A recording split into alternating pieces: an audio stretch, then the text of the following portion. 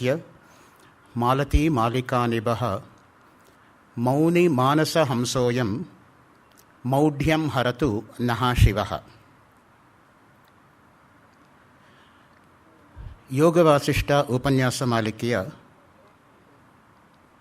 ಇಂದಿನ ಸರಣಿಯ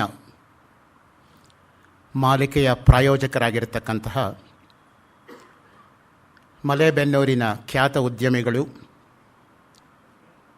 ಗೋಖಲೆ ಸಾರ್ವಜನಿಕ ಸಂಸ್ಥೆಯ ಬಗ್ಗೆ ಅಪಾರವಾದ ವಿಶ್ವಾಸವುಳ್ಳವರು ಆದ ಮಲೇಬೆನ್ನೂರು ನಾಗೇಶಪ್ಪನವರ ಪ್ರಾಯೋಜನೆಯನ್ನು ಮನಸಾ ಸ್ಮರಿಸಿ ತಮ್ಮ ಎಲ್ಲರ ಅನುಮತಿಯನ್ನು ಕೋರಿ ಈ ತಿಂಗಳ ಉಪನ್ಯಾಸ ಮಾಲಿಕೆಯ ಮೊದಲ ಉಪನ್ಯಾಸವನ್ನು ತಮ್ಮ ಹತ್ರ ಹಂಚ್ಕೋತಾ ಇದ್ದೀನಿ. ಸುತೀಕ್ಷ್ಣ ಅಗಸ್ತ್ಯರ ಬಳಿಗೆ ಹೋಗಿ ನಿಮಗೆ ಸಂಪೂರ್ಣವಾಗಿರತಕ್ಕಂತಹ ಶಾಸ್ತ್ರಜ್ಞಾನ ಇದೆ, ದಯವಿಟ್ಟು ಅದನ್ನು ನನಗೆ ದಯಪಾಲಿಸಿ ಎಂಬುದಾಗಿ ಕೇಳ್ತಾರೆ. ಅಲ್ಲಿಂದ ಈಗ ಮುಂದುವರಿಸ್ತಾ ಇದ್ದೀನಿ. ಶಾಸ್ತ್ರ ಅಂದರೆ ಏನು ಎಂಬುದಾಗಿ ಸುತೀಕ್ಷ್ಣ ಮಹರ್ಷಿಗಳು ಅಗಸ್ತ್ಯರ ಹತ್ತಿರ ಪ್ರಶ್ನೆ ಕೇಳ್ತಾರೆ. ಶಾಸ್ತ್ರ ಎಂಬತಕ್ಕಂತಹ ಶಬ್ದ ಪ್ರವೃತ್ತಿರ್ವ ನಿವೃತ್ತಿರ್ವ ನಿತ್ಯೇನ ಕೃತಕೇನವ ಪುಂಸಾಂ ಏನ ಉಪದಿಶ್ಯೇತ ತತ್ಶಾಸ್ತ್ರಮಿತ್ಯಭಿಧೀಯತೆ ಎಂಬುದಾಗಿ ಶಾಸ್ತ್ರ ಲಕ್ಷಣವನ್ನು ನನ್ನ ವಿದ್ಯಾಗುರುಗಳಾಗಿದ್ದಂತಹ ರಂಗನಾಥ ಶರ್ಮರು ಶಾಂಕರ ಸೂಕ್ತ ಮಣಿಹಾರ ಎಂಬ ಗ್ರಂಥದಲ್ಲಿ ನಮೂದನೆ ಮಾಡಿದ್ದಾರೆ. ನಿತ್ಯವಾದ ಗ್ರಂಥದಿಂದಲೋ ಅಥವಾ ಪುರುಷ ನಿರ್ಮಿತವಾದ ಗ್ರಂಥದಿಂದಲೋ ಜನರಿಗೆ ಪ್ರವೃತ್ತಿಯಾಗಲಿ ನಿವೃತ್ತಿಯಾಗಲಿ ಉಪದಿಷ್ಟವಾದಲ್ಲಿ ಆ ಗ್ರಂಥಕ್ಕೆ ಶಾಸ್ತ್ರ ಎಂಬುದಾಗಿ ಹೇಳ್ತಾರೆ. ನಿತ್ಯವಾದ ಗ್ರಂಥ ಎಂದರೆ ವೇದ ಮತ್ತು ಉಪನಿಷತ್ತುಗಳು. ಏಕೆಂದರೆ ನಮ್ಮಲ್ಲಿ ವೇದ ಉಪನಿಷತ್ತುಗಳು ಅನಾದಿ, ಅದಕ್ಕೆ ನಾವು ಕಾಲವನ್ನು ಹೇಳೋದಿಲ್ಲ. ಕಾಲವನ್ನು ಹೇಳಿದರೆ ಏನಾಗುತ್ತೆ ಅಂದರೆ ಆ ಕಾಲದ ಹಿಂದೆ ಅದಿಲ್ಲ ಅಂತ ಆದರೆ ಅದೂ ಕೂಡ ನಮ್ಮ ದೇಹದ ತರಹನೇ ಅನಿತ್ಯ ವಸ್ತುವಾಗಿ ಮಾರ್ಪಾಡಾಗಬೇಕಾಗತ್ತೆ. ಇನ್ನು ಕೃತಕ ಎಂದರೆ ಮನುಸ್ಮೃತಿಯೇ ಮೊದಲಾದ ಮನುಷ್ಯ ನಿರ್ಮಿತವಾದಂತಹ ಗ್ರಂಥಗಳು. ವೈದಿಕ ಸಂಪ್ರದಾಯದಲ್ಲಿ ವೇದವೇ ಮುಖ್ಯವಾದಂತಹ ಶಾಸ್ತ್ರ. ವೇದ ಅನುಸಾರಿಯಾದ್ದರಿಂದ ಮನುಸ್ಮೃತಿ ಮೊದಲಾದವನ್ನು ಕೂಡ ಶಾಸ್ತ್ರ ಎಂಬುದಾಗಿ ಕರೀತಕ್ಕಂತಹ ಪರಿಪಾಟಿ ಇದೆ. ವಿಧಿಶಾಸ್ತ್ರವು ಪ್ರವೃತ್ತಿಯನ್ನು, ನಿಷೇಧ ಶಾಸ್ತ್ರವು ನಿವೃತ್ತಿಯನ್ನು ಬೋಧಿಸುತ್ತದೆ. ವಿಧಿ ಅಂದರೆ ಉಪನಿಷತ್ತಲ್ಲಿ ಹೇಳೋ ಹಾಗೆ ಅಹರಹ ಸಂಧ್ಯಾಮುಪಾಸೀತ ಯಾವಜ್ಜೀವಂ ಅಗ್ನಿಹೋತ್ರಂಜುಹುಯಾತ್, ಇದೆಲ್ಲ ವಿಧಿಗಳು. ಪ್ರತಿನಿತ್ಯ ಸಂಧ್ಯಾವಂದನೆಯನ್ನು ಮಾಡು, ಅಗ್ನಿ ಕಾರ್ಯವನ್ನು ಮಾಡು. ನಿತ್ಯಕರ್ಮ ಮಾಡೋದರಿಂದ ಫಲ ಇಲ್ಲ, ಮಾಡದೇ ಹೋದರೆ ಪಾಪ ಉಂಟು. ಆ ದೃಷ್ಟಿಯಿಂದ ಪಾಪ ನಿವಾರಣೆಯೇ ಎಲ್ಲ ನಿತ್ಯಕರ್ಮಕ್ಕೂ ಕೂಡ ಫಲ. ಇನ್ನು ನಿಷೇಧ ಶಾಸ್ತ್ರ ಅಂದ್ರೇನು? ಯಾವುದನ್ನು ನಾವು ಮಾಡಬಾರ್ದೋ ಅದು ನಿಷೇಧ. ನ ಕಲಂಜಂಬ ಕ್ಷಯೇತ್ ನ ಸುರಾಂ ಪಿಬೇತ್, ತಿನ್ನಬಾರದನ್ನು ತಿನ್ನಬೇಡ, ಕುಡಿಬಾರದನ್ನು ಕುಡಿಬೇಡ. ಇದು ಹೇಳದೆ ಹೋದರೆ ನಮಗೇನಾಗುತ್ತೆ ಅಂದರೆ ಮನಸ್ಸಲ್ಲಿ ಸಂದೇಹ ಹಾಗೆಯೇ ಉಳ್ಕೊಳ್ಳುತ್ತೆ. ಏನು ಮಾಡಬೇಕು ಅಂತೇನೋ ಹೇಳಿದ್ದೀರಾ, ಏನು ಮಾಡಬಾರ್ದು ಅಂತ ಹೇಳಿಲ್ವಲ್ಲ ಅನ್ನೋದರ ಕಡೆ ಸಂದೇಹ ಹಾಗೇ ಉಳಿಯತ್ತೆ. ಆ ದೃಷ್ಟಿಯಿಂದ ಸಂಶಯಾತ್ಮ ವಿನಶ್ಯತಿ. ಆ ಸಂದೇಹವನ್ನು ನಿವಾರಣೆ ಮಾಡೋಕ್ಕೋಸ್ಕರ ವಿಧಿಶಾಸ್ತ್ರ ಎಷ್ಟು ಮುಖ್ಯವೋ ನಿಷೇಧ ಶಾಸ್ತ್ರವೂ ಕೂಡ ಅಷ್ಟೇ ಮುಖ್ಯವಾಗಿ ಪರಿಣಾಮವನ್ನು ಬೀರುತ್ತೆ. ಶಾಸನಾತ್ ಶಂಸನಾಚಾಪಿ ಶಾಸ್ತ್ರಮಿತ್ಯಭಿಧೀಯತೆ ಎಂಬುದಾಗಿಯೂ ಕೂಡ ಇನ್ನೊಂದು ನಿರ್ವಚನವನ್ನು ಶಾಸ್ತ್ರಕ್ಕೆ ಕೊಡ್ತಾರೆ. ಶಾಸನ ಮಾಡುವುದರಿಂದ, ಶಂಸನ ಮಾಡುವುದರಿಂದ ಶಾಸ್ತ್ರ. ಶಾಸ್ತ್ರ ಎಂಬತಕ್ಕಂಥದ್ದು ಆಚಾರ್ಯರ ಸಿದ್ಧಾಂತ. ಇದು ಮುಖ್ಯವಾಗಿ ನಾವು ತಿಳ್ಕೋಬೇಕಾಗಿರೋದು. ಆಚಾರ್ಯರು ತಮ್ಮ ಸ್ವಾನುಭವದಿಂದ ನಮಗೆ ನೀಡಿರ್ತಕ್ಕಂತಹದ್ದು ಶಾಸ್ತ್ರಗಳು. ಪ್ರತಿಯೊಂದು ಶಾಸ್ತ್ರಕ್ಕೂ ಕೂಡ ಆಚಾರ್ಯ ಪುರುಷರಿದ್ದಾರೆ. ಧರ್ಮಶಾಸ್ತ್ರ, ನ್ಯಾಯಶಾಸ್ತ್ರ, ಮೀಮಾಂಸಾಶಾಸ್ತ್ರ, ಸಾಂಖ್ಯಶಾಸ್ತ್ರ, ಯೋಗಶಾಸ್ತ್ರ, ವೇದಾಂತಶಾಸ್ತ್ರ, ಈ ರೀತಿಯಾಗಿ ಪ್ರತಿಯೊಂದು ಶಾಸ್ತ್ರಕ್ಕೂ ಕೂಡ ಆಚಾರ್ಯರಿರೋದರಿಂದನೇ ಆಚಾರ್ಯರಿಂದ ಪ್ರೋಕ್ತವಾದಂತಹ ಸಿದ್ಧಾಂತಗಳನ್ನು ಪ್ರತಿಪಾದನೆ ಮಾಡೋದರಿಂದ ಅದಕ್ಕೆ ಸಾಂಖ್ಯ ಸೂತ್ರಗಳು, ಯೋಗ ಸೂತ್ರಗಳು, ನ್ಯಾಯ ಸೂತ್ರಗಳು, ವೈಶೇಷಿಕ ಸೂತ್ರಗಳು, ಜೈಮಿನಿ ಸೂತ್ರಗಳು, ಬಾದರಾಯಣ ಸೂತ್ರಗಳು ಈ ರೀತಿಯಾಗಿ ಬೆಳೆದು ಬಂದಿದೆ. ಬ್ರಹ್ಮವಸ್ತುವನ್ನು ಯಥಾರ್ಥವಾಗಿ ತಿಳಿಸಿಕೊಡ್ತಕ್ಕಂಥದ್ದು ಶಾಸ್ತ್ರ.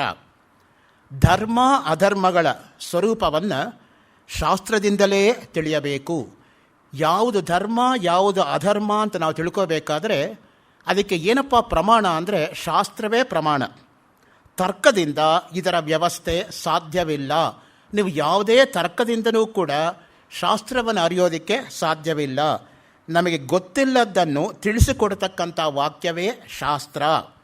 ಒಂದು ವಸ್ತುವಿನ ವಿಷಯದಲ್ಲಿ ನಮ್ಮ ಅಜ್ಞಾನವನ್ನು ಹೋಗಲಾಡಿಸಿ ಶಾಸ್ತ್ರದಿಂದ ನಮಗೆ ಉಪಾಧಿಯಾಗಿ ಸಮಾಧಾನವು ದೊರಕುತ್ತದೆ.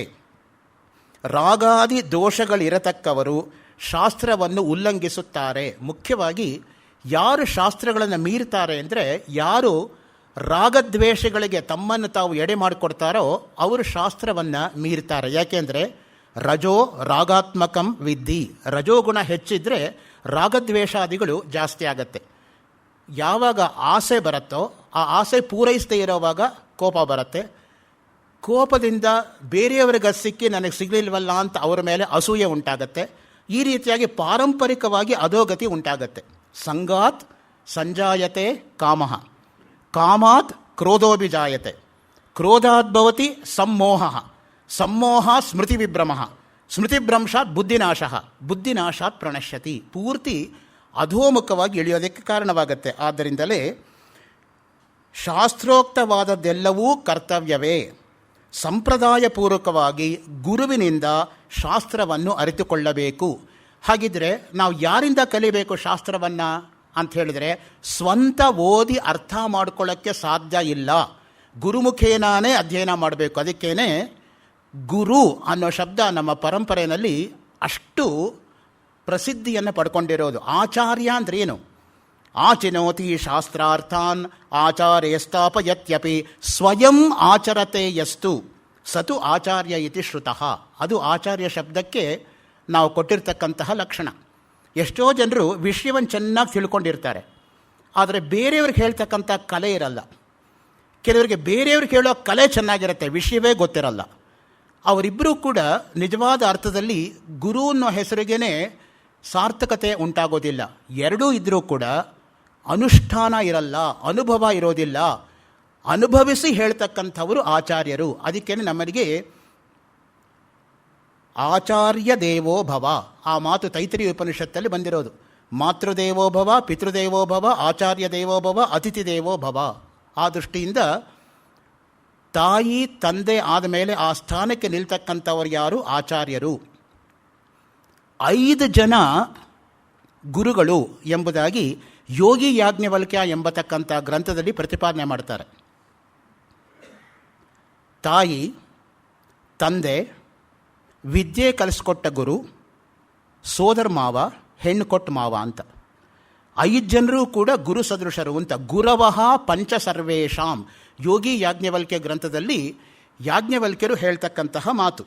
ಆ ದೃಷ್ಟಿಯಿಂದ ಅಸಂಪ್ರದಾಯವಿತ್ ಸರ್ವಶಾಸ್ತ್ರವಿದಪಿ ಮೂರ್ಖವದೇವ ಉಪೇಕ್ಷಣೀಯ.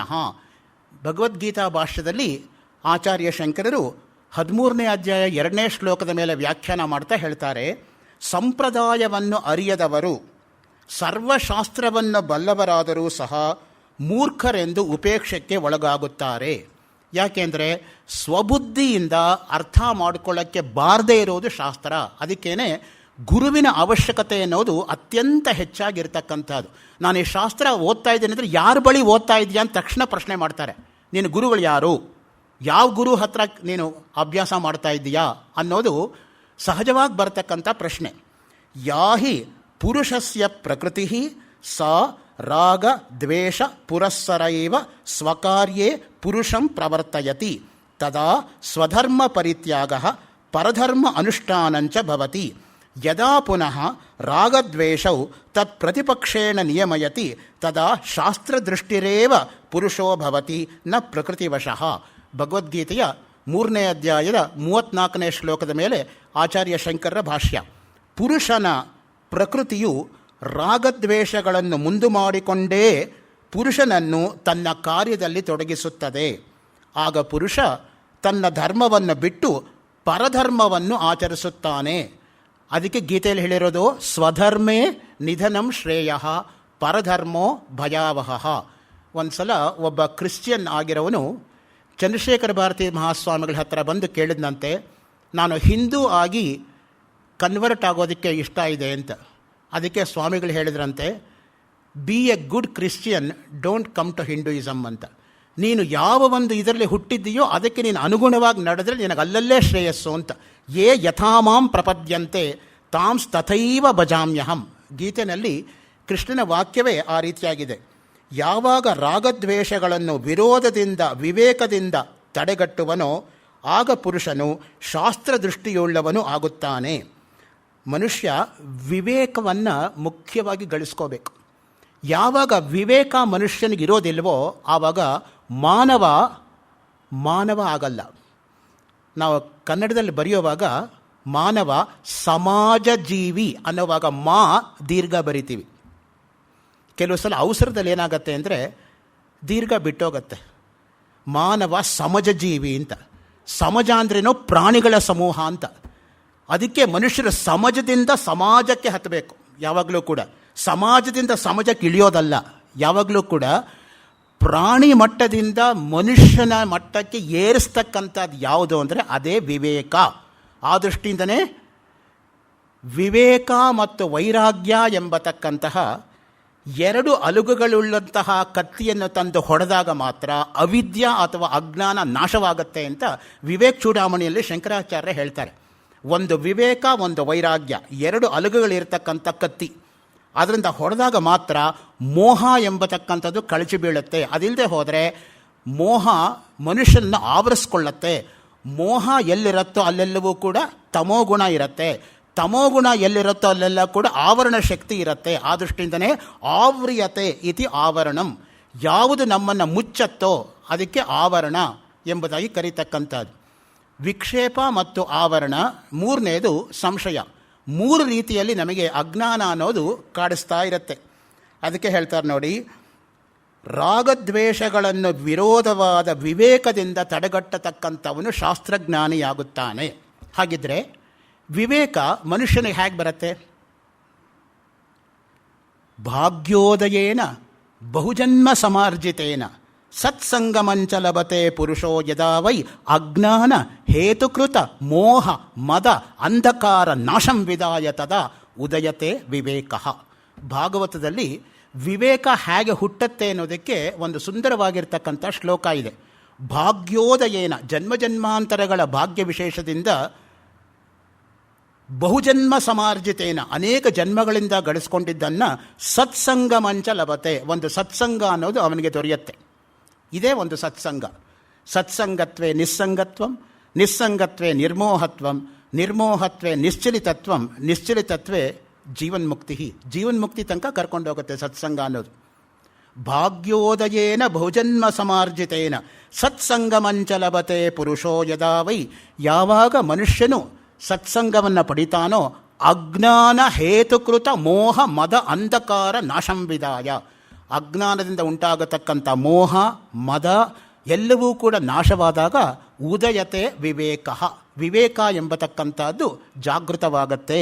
ಆ ದೃಷ್ಟಿಯಿಂದನೇ ಯಾವ ಮನುಷ್ಯನಿಗೆ ತನ್ನ ಕೋಪದ ಮೇಲೆ ಹತೋಟಿ ಇರುತ್ತೋ ಅವನಿಗೆ ವಿವೇಕ ಇರುತ್ತೆ.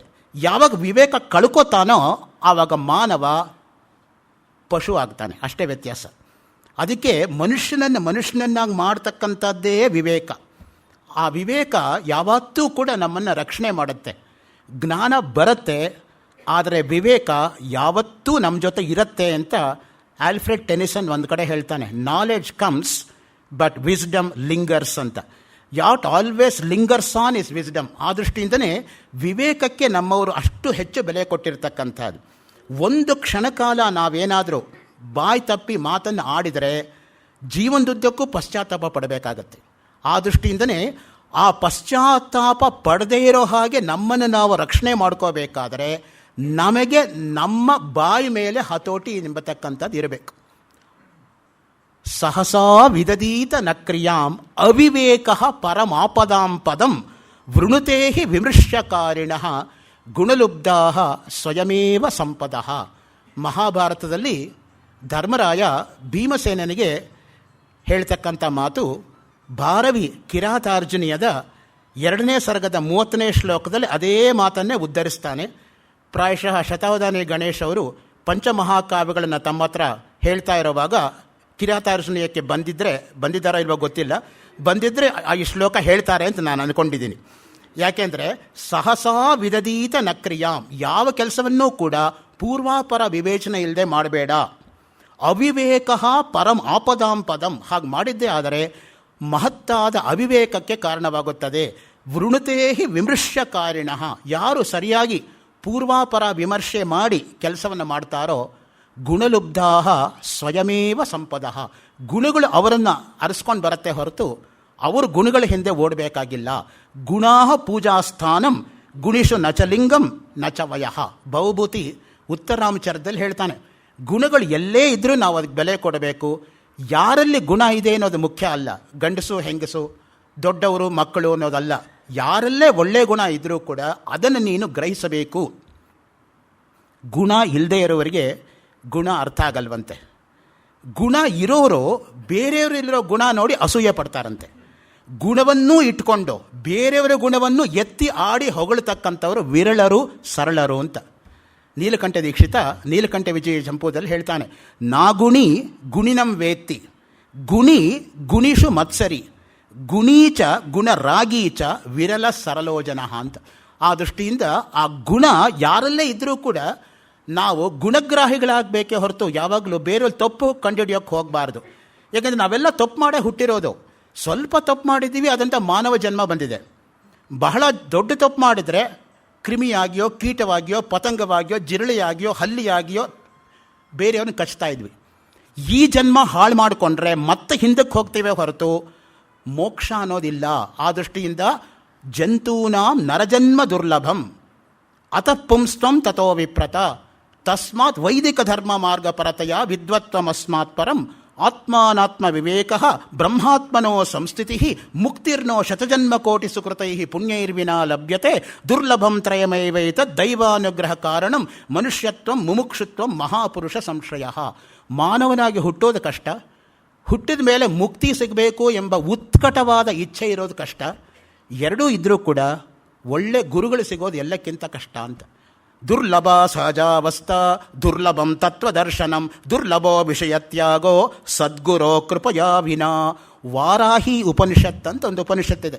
186 ಉಪನಿಷತ್ತುಗಳಲ್ಲಿ ವಾರಾಹಿ ಉಪನಿಷತ್ ಅಂತಲೂ ಒಂದಿದೆ. ಅಲ್ಲಿ ಈ ಶ್ಲೋಕ ಬರುತ್ತೆ, ದುರ್ಲಭ ಸಹಜಾವಸ್ಥಾ, ನನ್ನ ಸಹಜ ಸ್ಥಿತಿ, ನನ್ನ ನಿತ್ಯ ಸ್ಥಿತಿ, ನನ್ನ ಶಾಶ್ವತ ಸ್ಥಿತಿ ನನಗೆ ಅರಿವಾಗೋದು ಕಷ್ಟ. ದುರ್ಲಭಂ ತತ್ವದರ್ಶನಂ, ಆ ತತ್ವದ ದರ್ಶನವಾಗೋದು ಕಷ್ಟ.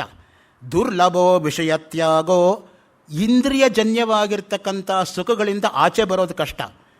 ಇದೆಲ್ಲವೂ ಸಿಕ್ಕಿದ್ರೂ ಕೂಡ ಮಹಾತ್ಮರಾಗಿರ್ತಕ್ಕಂಥ ಗುರುಗಳ ಸಾನ್ನಿಧ್ಯ ಸಿಗೋದು ಎಲ್ಲಕ್ಕಿಂತ ಕಷ್ಟ ಅಂತ. ಅದಕ್ಕೇನೆ ಗುರುವಿನ ಗುಲಾಮನಾಗದ ತನಕ ದೊರೆಯದಣ್ಣ ಭಕ್ತಿ ಅಂತ ಬೇಕಾದ್ರೆ ಇಟ್ಕೊಳ್ಳಿ, ಮುಕ್ತಿ ಅಂತ ಬೇಕಾದ್ರೆ ಇಟ್ಕೊಳ್ಳಿ. ಅದಕ್ಕೆ ಗುರುರೇವ ಪರಂ ಬ್ರಹ್ಮ ಗುರುರೇವ ಪರಂಧನಂ, ಗುರುವೇ ಪರಬ್ರಹ್ಮ ಗುರುವೇ ಪರಂಧನ. ಗುರುಗೀತಾ ಯಾತಿಗೆ ಬಂದಿರೋದು? ಷಡಂಗಾದಿ ವೇದೋ ಮುಖೇ ಶಾಸ್ತ್ರವಿದ್ಯಾ ಕವಿತ್ವಾದಿ ಗದ್ಯಂ ಸುಪದ್ಯಂ ಕರೋತಿ ಮನಶ್ಚೇನ ಲಗ್ನಂ ಗುರೋರಂಗ್ರಿ ಪದ್ಮೆ ತತಕ್ಕಿಂ ತತಕ್ಕಿಂ ತತಕ್ಕಿಂ ತತಕ್ಕಿಂ. ಗುರುವಿನ ಪಾದ ಪದ್ಮಗಳಲ್ಲಿ ನಿನ್ನ ಮನಸ್ಸು ಎಂಬತಕ್ಕಂಥದ್ದು ನೆಡೋದಕ್ಕೆ ಸಾಧ್ಯವಾಗದೆ ಹೋದರೆ ಏನು ಮಾಡಿ ಏನಪ್ಪ ಪ್ರಯೋಜನ ಜೀವನದಲ್ಲಿ? ಅದಕ್ಕೆ ಮುಖ್ಯವಾಗಿ ಗುರು ಅನುಗ್ರಹ, ಗುರು ಕಟಾಕ್ಷ, ಗುರುವಿಂದ ಉಂಟಾಗತಕ್ಕಂತಹ ಆಶೀರ್ವಾದ ಅದು ತುಂಬ ಮುಖ್ಯವಾಗಿರ್ತಕ್ಕಂಥದ್ದು. ಶಾಸ್ತ್ರಂತು ಅಂತ್ಯಂ ಪ್ರಮಾಣಂ ಅಥಧರ್ಮಾದ್ಯಾರೋಪಣ ಮಾತ್ರ ನಿವರ್ತಕತ್ವೇನ ಪ್ರಾಮಾಣ್ಯಂ ನತು ಅಜ್ಞಾತಾರ್ಥಜ್ಞಾಪಕತ್ವೇನ. ಭಗವದ್ಗೀತೆಯ 2ನೇ ಅಧ್ಯಾಯದ 18ನೇ ಶ್ಲೋಕದ ಮೇಲೆ ಭಾಷ್ಯ. ಶಾಸ್ತ್ರವು ಕೊನೆಯ ಪ್ರಮಾಣ. ಆತ್ಮನಲ್ಲಿ ಇಲ್ಲದ ಧರ್ಮಗಳ ಆರೋಪವನ್ನು ತೆಗೆದುಹಾಕುವುದರಿಂದ ಆತ್ಮನ ವಿಷಯದಲ್ಲಿ ಪ್ರಮಾಣವೇ ಹೊರತು ಅದು ಬೇರೆಯಲ್ಲ. ಶಾಸ್ತ್ರಾತ್ ಇದಮೇವ ಭವತಿ, ಇದಂ ಇಷ್ಟ ಸಾಧನಂ, ಇದಂ ಅನಿಷ್ಟ ಸಾಧನಮಿತಿ ಸಾಧ್ಯ ಸಾಧನ ಸಂಬಂಧ ಅಭಿವ್ಯಕ್ತಿ. ಇದು ಇಷ್ಟ, ಇದು ಅನಿಷ್ಟ ಎಂಬುದಾಗಿ ತೋರಿಸ್ಕೊಡೋದು ಯಾವುದು? ಅದೇ ಶಾಸ್ತ್ರ. ಆ ದೃಷ್ಟಿಯಿಂದಲೇ ಇಷ್ಟವಾದದನ್ನು ಪಡ್ಕೊಳ್ಳೋಕ್ಕೆ, ಅನಿಷ್ಟವಾದದನ್ನು ನಿವಾರಣೆ ಮಾಡಿಕೊಳ್ಳೋಕ್ಕೆ ಅಲೌಕಿಕವಾದ ಉಪಾಯವನ್ನು ಯಾವ ಗ್ರಂಥ ಬೋಧಿಸತ್ತೋ ಅದಕ್ಕೆ ವೇದ ಅಂತ ಕರೀತಾರೆ. ಇಷ್ಟ ಪ್ರಾಪ್ತಿ ಅನಿಷ್ಟ ಪರಿಹಾರಯೋ ಅಲೌಕಿಕಂ ಉಪಾಯಂ ಯೋ ಗ್ರಂಥ ವೇದಯತಿ ಸಹ ವೇದ. ಸಾಯಣಾಚಾರ್ಯರು ಋಗ್ಭಾಷ್ಯ ಭೂಮಿಕೆಯಲ್ಲಿ ನೀಡಿರ್ತಕ್ಕಂತಹ ವ್ಯಾಖ್ಯಾನ. ನತು ಶಾಸ್ತ್ರಂ ಭೃತ್ಯಾನೈವ ಬಲಾನ್ ನಿವರ್ತಯತಿ ನಿಯೋಜಯತಿ ವಾ. ಬೃಹದಾರಣ್ಯಕೋಪನಿಷತ್ತಲ್ಲಿ ಈ ಮಾತು ಬರುತ್ತೆ. ಶಾಸ್ತ್ರವಾದರೂ ತಟಸ್ಥವಾಗಿರುತ್ತದೆ, ಸೇವಕರನ್ನು ತಡೆಯುವಂತೆ ಅಥವಾ ಪ್ರೇರೇಪಿಸುವಂತೆ ಅದು ಮಾಡುವುದಿಲ್ಲ, ಆದರೆ ಇರುವಿಕೆಯನ್ನು ಉಳಿಸಿಕೊಳ್ಳುತ್ತದೆ. ಮುಖ್ಯವಾಗಿ ಮನುಷ್ಯನನ್ನಾಗಿ ಮಾಡ್ತಕ್ಕಂಥದ್ದೇ ಶಾಸ್ತ್ರದ ಗುರಿ. ಅಯಂ ಧರ್ಮ ಅಯಂ ಅಧರ್ಮ ಇತಿ ಶಾಸ್ತ್ರಮೇವ ವಿಜ್ಞಾನೇ ಕಾರಣಂ. ಇದು ಧರ್ಮ, ಇದು ಅಧರ್ಮ ಎಂದು ತಿಳಿಯುವುದಕ್ಕೆ ಶಾಸ್ತ್ರವೇ ಸಾಧನ.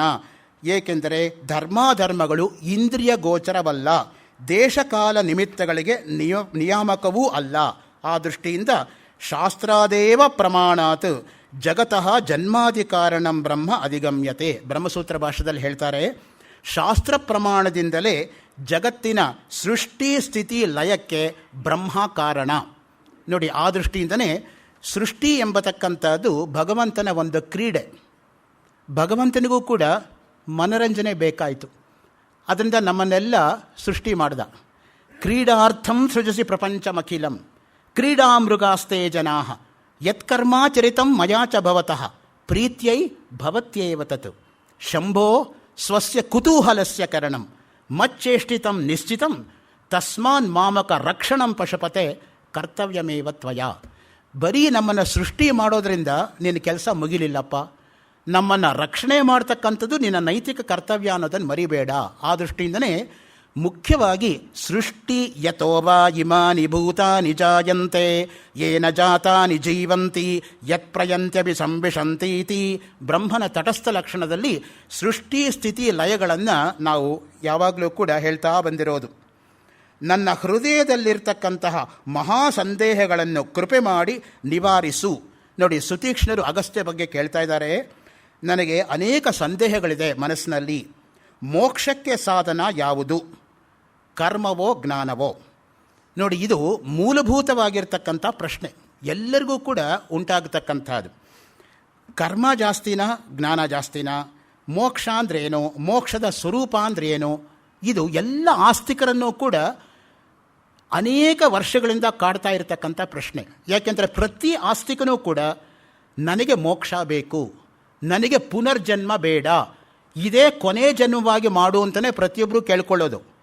ಕಾಳಿದಾಸ ಶೃಂಗಾರ ಕವಿ, ನಿಸರ್ಗ ಕವಿ ಅಂತ ಹೆಸರು ಪಡ್ಕೊಂಡಿದ್ರೂ ಕೂಡ ಅವನ ಕೊನೆ ಕೃತಿಯಾಗಿರ್ತಕ್ಕಂಥ ಅಭಿಜ್ಞಾನ ಶಾಕುಂತಲ ನಾಟಕದ ಕೊನೆ ಶ್ಲೋಕ ನೋಡಿ, ಪ್ರವರ್ತತಾಂ ಪ್ರಕೃತಿಹಿತಾಯ ಪಾರ್ಥಿವ. ರಾಜನಾಗಿರೋವನು ಪ್ರಜೆಗಳಿಗೋಸ್ಕರ ಬದುಕೋ ಹಾಗಾಗಲಿ. ಸರಸ್ವತಿ ಶ್ರುತಿ ಮಹತಿ ಮಹೀಯತಾಂ. ವಿದ್ಯಾದಿ ದೇವತೆಯಾಗಿರ್ತಕ್ಕಂಥ ಸರಸ್ವತಿ ಪಂಡಿತರಿಗೆ ಗೌರವವನ್ನು ತಂದುಕೊಡಲಿ. ಮಮಾಪಿ ಚ ಕ್ಷಪಯತು ನೀಲಲೋಹಿತ ಪುನರ್ಭವಂ ಪರಿಗತ ಶಕ್ತಿರಾತ್ಮಭೂ. ಪರಮೇಶ್ವರನು ನನಗೆ ಮರುಜನ್ಮ ಇಲ್ಲದೇ ಇರೋ ಹಾಗೆ ಮೋಕ್ಷವನ್ನು ಕರುಣಿಸಲಿ. ಇದು ಕಾಳಿದಾಸ ಶಾಕುಂತಲ ನಾಟಕದ ಕೊನೇ ಶ್ಲೋಕದಲ್ಲಿ ಹೇಳ್ಕೊಳ್ತಕ್ಕಂಥ ಮಾತು. ಅಂದ್ರೇನು? ನಾನು ಮೋಕ್ಷಕ್ಕೆ ಸಿದ್ಧನಾಗಿದ್ದೀನಿ, ದಯಮಾಡಿ ನನಗೆ ಮೋಕ್ಷ ಕೊಡು ಅಂತ ಕಾಳಿದಾಸ ಭಗವಂತನಲ್ಲಿ ಬೇಡ್ಕೋತಾ ಇರತಕ್ಕಂಥ ಮಾತು. ಅದೇ ಕೊನೇ ಶ್ಲೋಕ ಕಾಳಿದಾಸನ ಲೇಖನೆಯಿಂದ ಹೊರಹೊಮ್ಮಿರತಕ್ಕಂಥದ್ದು. ಆ ದೃಷ್ಟಿಯಿಂದ ಪ್ರತಿಯೊಬ್ಬ ಕವಿಗೂ ಕೂಡ ಆಸ್ತಿಕನಾಗಿರ್ತಕ್ಕಂಥವನಿಗೆ ಪರಮೋದ್ದೇಶ ಏನು ಜೀವನದಲ್ಲಿ ಅಂದರೆ ಮೋಕ್ಷ. ನನಗೆ ಪುನರ್ಜನ್ಮ ಬೇಡ, ಮತ್ತೆ ನಾನು ಯಾವುದೋ ತಾಯಿಯ ಗರ್ಭವನ್ನು ಪ್ರವೇಶ ಮಾಡಿ ಅವಳಿಗೆ ತೊಂದರೆ ಕೊಡೋದು ಬೇಡ. ಭರ್ತೃಹರಿ ಎಂಥ ನೈತಿಕ ಪ್ರಶ್ನೆಯನ್ನು ತೆಗೆದುಕೋತಾನೆ ಅಂದರೆ, ಅವನ ವೈರಾಗ್ಯ ಶತಕದಲ್ಲಿ ಮಾತುಹು ಯೌವನಚ್ಛೇದೆ ಕುಠಾರಾವಯಂ. ನಾನು ಏನು ತಾನೇ ಸಾಧನೆ ಮಾಡ್ದಂಗೆ ಆಯ್ತಪ್ಪ ಜೀವನದಲ್ಲಿ. ವಿದ್ಯೆ ಕಲಿಲಿಲ್ಲ, ಹಣ ಗಳಿಸಲಿಲ್ಲ, ನನ್ನ ತಾಯಿ ಯುವತಿಯಾಗಿದ್ಲು, ನಾನು ಹುಟ್ಟಿ ಅವಳ ಯೌವನವನ್ನು ಕಿತ್ಕೊಂಡ್ಬಿಟ್ಟೆ, ಅಷ್ಟೇ ನಾನು ಮಾಡಿದ್ದು. ಇನ್ನೇನು ಮಾಡೋಕ್ಕಾಗಲಿಲ್ಲ. ಎಂಥ ಆತ್ಮಾನ್ವೇಷಣೆ ಮಾಡ್ಕೋತಾನೆ ನೋಡಿ. ನಾವು ಯಾವಾಗಲೂ ಕೂಡ ಬೇರೆಯವರನ್ನು ಅನ್ವೇಷಣೆ ಮಾಡ್ತೇವೆ ಹೊರತು ನನ್ನನ್ನು ನಾನು ಅನ್ವೇಷಣೆನೇ ಮಾಡ್ಕೊಳ್ಳೋಕ್ಕೆ ಹೋಗಲ್ಲ. ಏಕೆಂದರೆ I take it for granted that I am always right. ಅದು ಮುಖ್ಯವಾಗಿ ನಮ್ಮನ್ನು ಆವರಿಸ್ಕೊಳ್ಳೋದು. ನೋಡಿ, ಮೋಕ್ಷ ಎಂದರೆ ಏನು? ಬಿಡುಗಡೆ. ಯಾವುದರಿಂದ ಬಿಡುಗಡೆ? ಸಂಸಾರ ಬಂಧನದಿಂದ ಬಿಡುಗಡೆ. ಸಂಸಾರ ಬಂಧನಕ್ಕೆ ಕಾರಣ ಯಾವುದು? ಅಜ್ಞಾನ. ಅಜ್ಞಾನ ತೊಲಗಿಸುವುದು ಯಾವುದರಿಂದ? ಜ್ಞಾನದಿಂದ.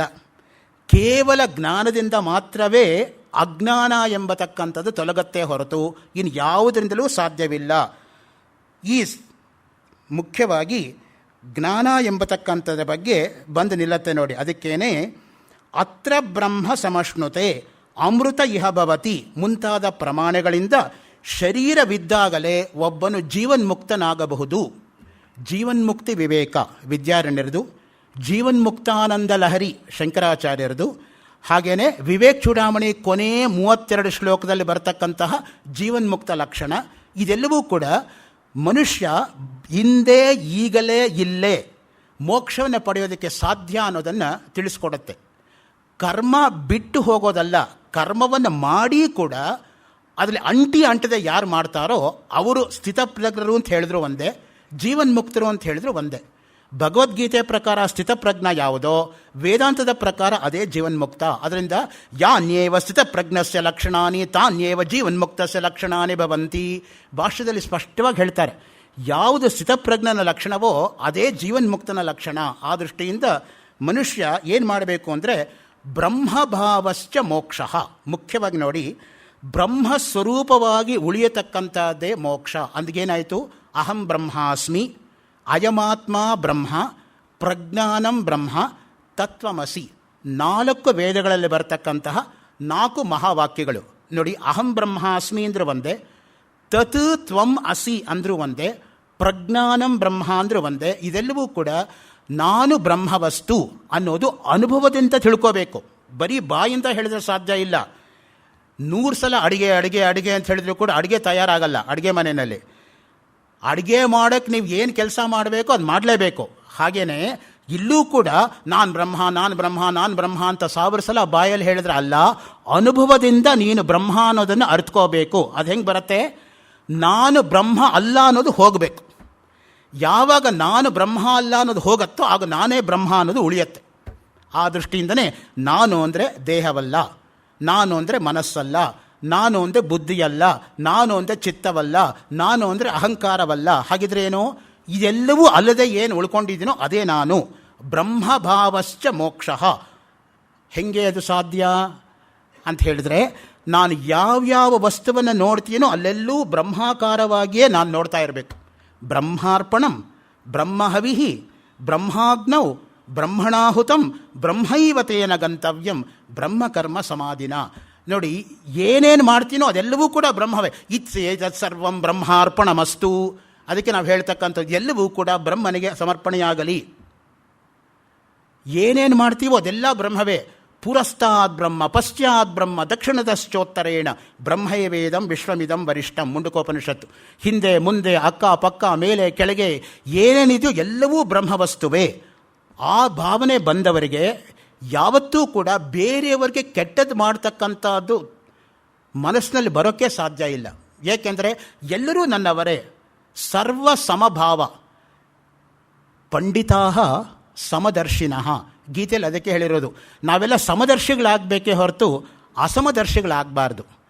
ಬ್ರಹ್ಮಸೂತ್ರದಲ್ಲಿ ಒಂದು ಸೂತ್ರ ಇದೆ, ವೈಷಮ್ಯ ನೈರ್ಘೃಣ್ಯೇ ನ ಸಾಪೇಕ್ಷತ್ವಾದ್ ಇತರತ್. ಒಬ್ಬರನ್ನು ಕಂಡ್ರೆ ಅತಿಯಾದ ಪ್ರೀತಿಯಾಗಲಿ, ಒಬ್ಬರನ್ನು ಕಂಡ್ರೆ ಅತಿಯಾದ ದ್ವೇಷವಾಗಲಿ, ಎರಡೂ ಬೇಡ. ಸಮಸ್ಸರ್ವೇಷು ಭೂತೇಷು ತಿಷ್ಟಂತಂ ಪರಮೇಶ್ವರಂ. ಎಲ್ಲರನ್ನೂ ಕೂಡ ಒಂದೇ ರೀತಿಯಾಗಿ ಕಾಣ್ತಕ್ಕಂಥ ಭಾವನೆ. ಅದು ಯಾರಿಗೆ ಸಾಧ್ಯ ಅಂದರೆ ಜೀವನ್ಮುಕ್ತ ಸ್ಥಿತಿಯಲ್ಲಿರೋವರಿಗೆ ಅದು ಸಾಧ್ಯ. ಅವ್ರು ಹೆಂಗೆ ಕಾಣ್ತಾರೆ ಲೋಕದಲ್ಲಿ ಅಂದರೆ, ಮಾತೃವತ್ ಪರದಾರೇಶು ಪರದ್ರವ್ಯೇಶು ಲೋಷ್ಟವತ್ ಆತ್ಮವತ್ ಸರ್ವಭೂತೇಶು ಯಹ ಪಶ್ಯತಿ ಸಹ ಪಶ್ಯತಿ. ನಿಜವಾದ ಅರ್ಥದಲ್ಲಿ ಅವನು ಜ್ಞಾನಿ. ಮಾತೃವತ್ ಪರದಾರೇಶು, ಎಲ್ಲ ಹೆಣ್ಣುಮಕ್ಕಳನ್ನು ಕೂಡ ತನ್ನ ತಾಯಿ ತರಹ ಅವನು ಕಾಣ್ತಾನೆ. ಅದಕ್ಕೇನೆ ರಾಮಕೃಷ್ಣ ಪರಮಹಂಸರು ಎಷ್ಟೋ ಸಲ ಪತ್ನಿಯಾದ ಶಾರದಾದೇವಿಗೇನೆ ಮಂಗಳಾರತಿ ಮಾಡಿದ್ದುಂಟು. ನೋಡಿದವ್ರು ಏನು ಕೋತಾರೆ, ಹುಚ್ಚಾರಿ ಹೆಂಡ್ತಿಗೆ ಮಂಗಳಾರತಿ ಮಾಡ್ತಾನಲ್ರಿ. ಶಾರದಾಮಣಿ ದೇವಿಯಲ್ಲೇ ಭಗವತಿ ಶಾರದೆಯನ್ನು ಕಾಣೋ ಹಾಗಿದ್ರೆ ಯಾಕೆ ಮಾಡಬಾರ್ದು? ಅದು ನಿಜವಾಗಿರ್ತಕ್ಕಂಥ ಸರ್ವ ಸಮಭಾವ.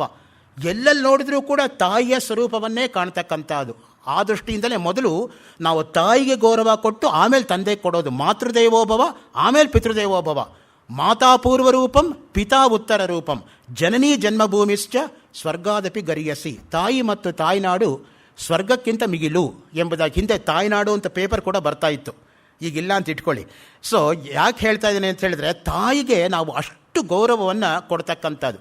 ಜೀಜಾಬಾಯಿ ಆ ರೀತಿಯಾಗಿರ್ತಕ್ಕಂತಹ ವೀರೋಚಿತವಾದ ಕಥೆಗಳನ್ನು ಹೇಳಿ ಹೇಳಿ ಹೇಳಿ ಸಂಸ್ಕಾರ ಬೆಳೆಸದೇ ಹೋಗಿದ್ದರೆ ಬಾಲ್ಯದಲ್ಲಿ ಶಿವಾಜಿಗೆ ಅವನು ದೊಡ್ಡ ದೇಶಭಕ್ತ ಆಗೋಕ್ಕೆ ಸಾಧ್ಯ ಆಗ್ತಾ ಇರಲಿಲ್ಲ. ಆ ದೃಷ್ಟಿಯಿಂದನೇ ತಾಯಂದಿರು ಯಾವ ಒಂದು ಸಂಸ್ಕಾರವನ್ನು ಕೊಡ್ತಾರೋ ಅವರು ನಿಜವಾದ ಅರ್ಥದಲ್ಲಿ ಆ ರೀತಿಯಾಗಿ ಉಂಟಾಗತ್ತೆ. ನಿಮಗೆ ನಡೆದಿರೋ ಒಂದು ಘಟನೆ ಹೇಳ್ತೀನಿ, ತಪ್ಪು ತಿಳ್ಕೊಬೇಡಿ. ಪ್ರೊಫೆಸರ್ ಸತ್ಯವ್ರತ ಶಾಸ್ತ್ರಿ ಅಂತ ಇದ್ದಾರೆ, ಡೆಲ್ಲಿನಲ್ಲಿ ಪ್ರೊಫೆಸರ್. ಅವರು ಪ್ರಥಮ ಜ್ಞಾನಪೀಠ ಪುರಸ್ಕಾರವನ್ನು ಸಂಸ್ಕೃತಕ್ಕೆ 2009ನೇ ಇಸ್ವಿನಲ್ಲಿ ತಂದುಕೊಟ್ಟವರು. ಇಲ್ಲಿವರೆಗೂ 2ನೇ ಜ್ಞಾನಪೀಠ ಪ್ರಶಸ್ತಿ ಬಂದಿಲ್ಲ ಸಂಸ್ಕೃತಕ್ಕೆ, ಅವರೊಬ್ಬರಿಗೇನೆ ಬಂದಿರೋದು. ಅವರು ತಮ್ಮ ಆತ್ಮಚರಿತ್ರೆಯಲ್ಲಿ ಬರ್ಕೊಡ್ತಾರೆ. ಇನ್ನು ಆತ್ಮಚರಿತ್ರೆ ಪ್ರಿಂಟ್ ಆಗಿಲ್ಲ, ಈಗ ಪ್ರೆಸ್ಸಲ್ಲಿದೆ.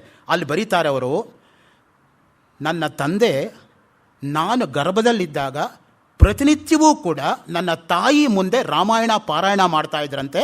ಅದರಿಂದ ನಾನು ರಾಮಕೀರ್ತಿ ಮಹಾಕಾವ್ಯ ಎಂಬುದ ಮಹಾಕಾವ್ಯನ ಬರೆಯೋದಕ್ಕೆ ಸಾಧ್ಯ ಆಯಿತು ಅಂತ ಬರ್ಕೋತಾರೆ. ಯಾಕೆಂದರೆ ಅದು ಕೇಳಿ ಕೇಳಿ ಕೇಳಿ ಆ ಸಂಸ್ಕಾರ ನೋಡಿ. ಗರ್ಭೇ ಏವ ವಾಮದೇವ ಏವಮುವಾಚ, ಗರ್ಭದಿಂದಲೇ ವಾಮದೇವನಿಗೆ ಎಲ್ಲವೂ ಕೂಡ ಗೊತ್ತಾಗ್ತಾ ಇತ್ತು. ಅಷ್ಟಾವಕ್ರನ ಗತೆ ಕೇಳಿದರೆ ನಿಮಗೆ ರೋಮಾಂಚವಾಗುತ್ತೆ. ತಾಯಿಯ ಗರ್ಭದಲ್ಲಿ ಇದ್ಕೊಂಡೆ ತಂದೆ ಹೇಳ್ತಕ್ಕಂಥ ವೇದದ ಸ್ವರ ತಪ್ಪು ಅಂದ್ಬಿಟ್ಟು ಕಂಡಿಡ್ದ, ಅವನು ಕರೆಕ್ಟ್ ಮಾಡ್ದ. ತಂದೆ ಕೋಪ ಬಂತು, ಇನ್ನು ಆಚೆನೇ ಬಂದಿಲ್ಲ ತಾಯಿ ಗರ್ಭದಿಂದ, ಈಗಲೇ ನನ್ನನ್ನು ತಪ್ಪಿಕೊಂಡು ಹಿಡಿತೀಯ, ಅಷ್ಟ ವಕ್ರನಾಗಿ ಹುಟ್ಟು ಅಂತ ಹುಟ್ಟತಕ್ಕಂಥ ತನ್ನ ಮಗನಿಗೆ ಶಾಪ ಕೊಟ್ಬಿಟ್ಟ. 8 ಕಡೆ ಅಂಕುಡೊಂಕಾಗಿ ಆ ಮಗು ಆಚೆ ಬಂತು ತಾಯಿಯ ಗರ್ಭದಿಂದ.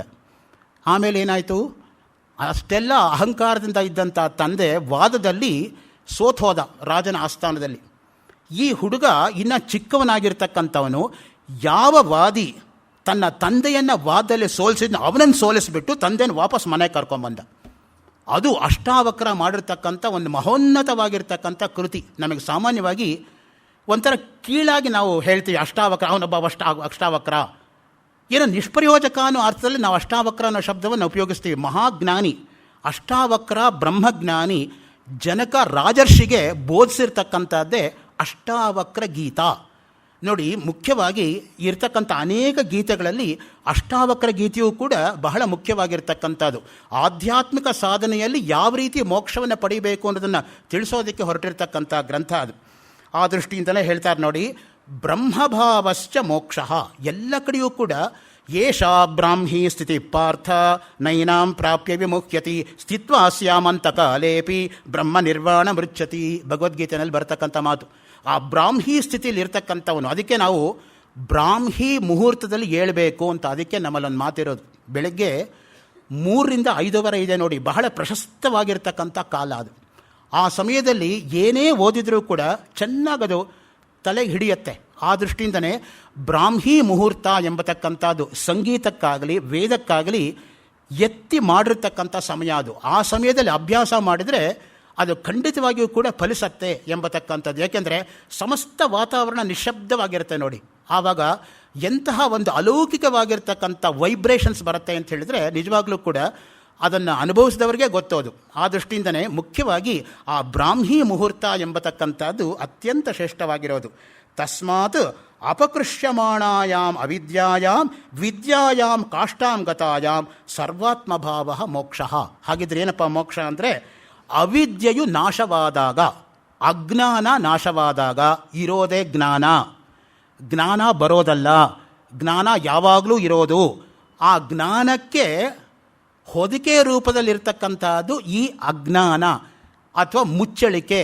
ನೀವು ಯಾವಾಗ ಹೊದಿಕೆಯನ್ನು ಪಕ್ಕಕ್ಕೆ ಸರಿಸ್ತೀರೋ ಆವಾಗಿರೋದೇ ಜ್ಞಾನ ಸ್ವರೂಪ. ಹಿರಣ್ಮಯೇನ ಪಾತ್ರೇಣ ಸತ್ಯಸ್ಯಾಪಿ ಹಿತಂ ಮುಖಂ ತತ್ವಂ ಪೂಷನ್ ಅಪಾವೃಣು ಸತ್ಯಧರ್ಮಾಯ ದೃಷ್ಟಯೇ.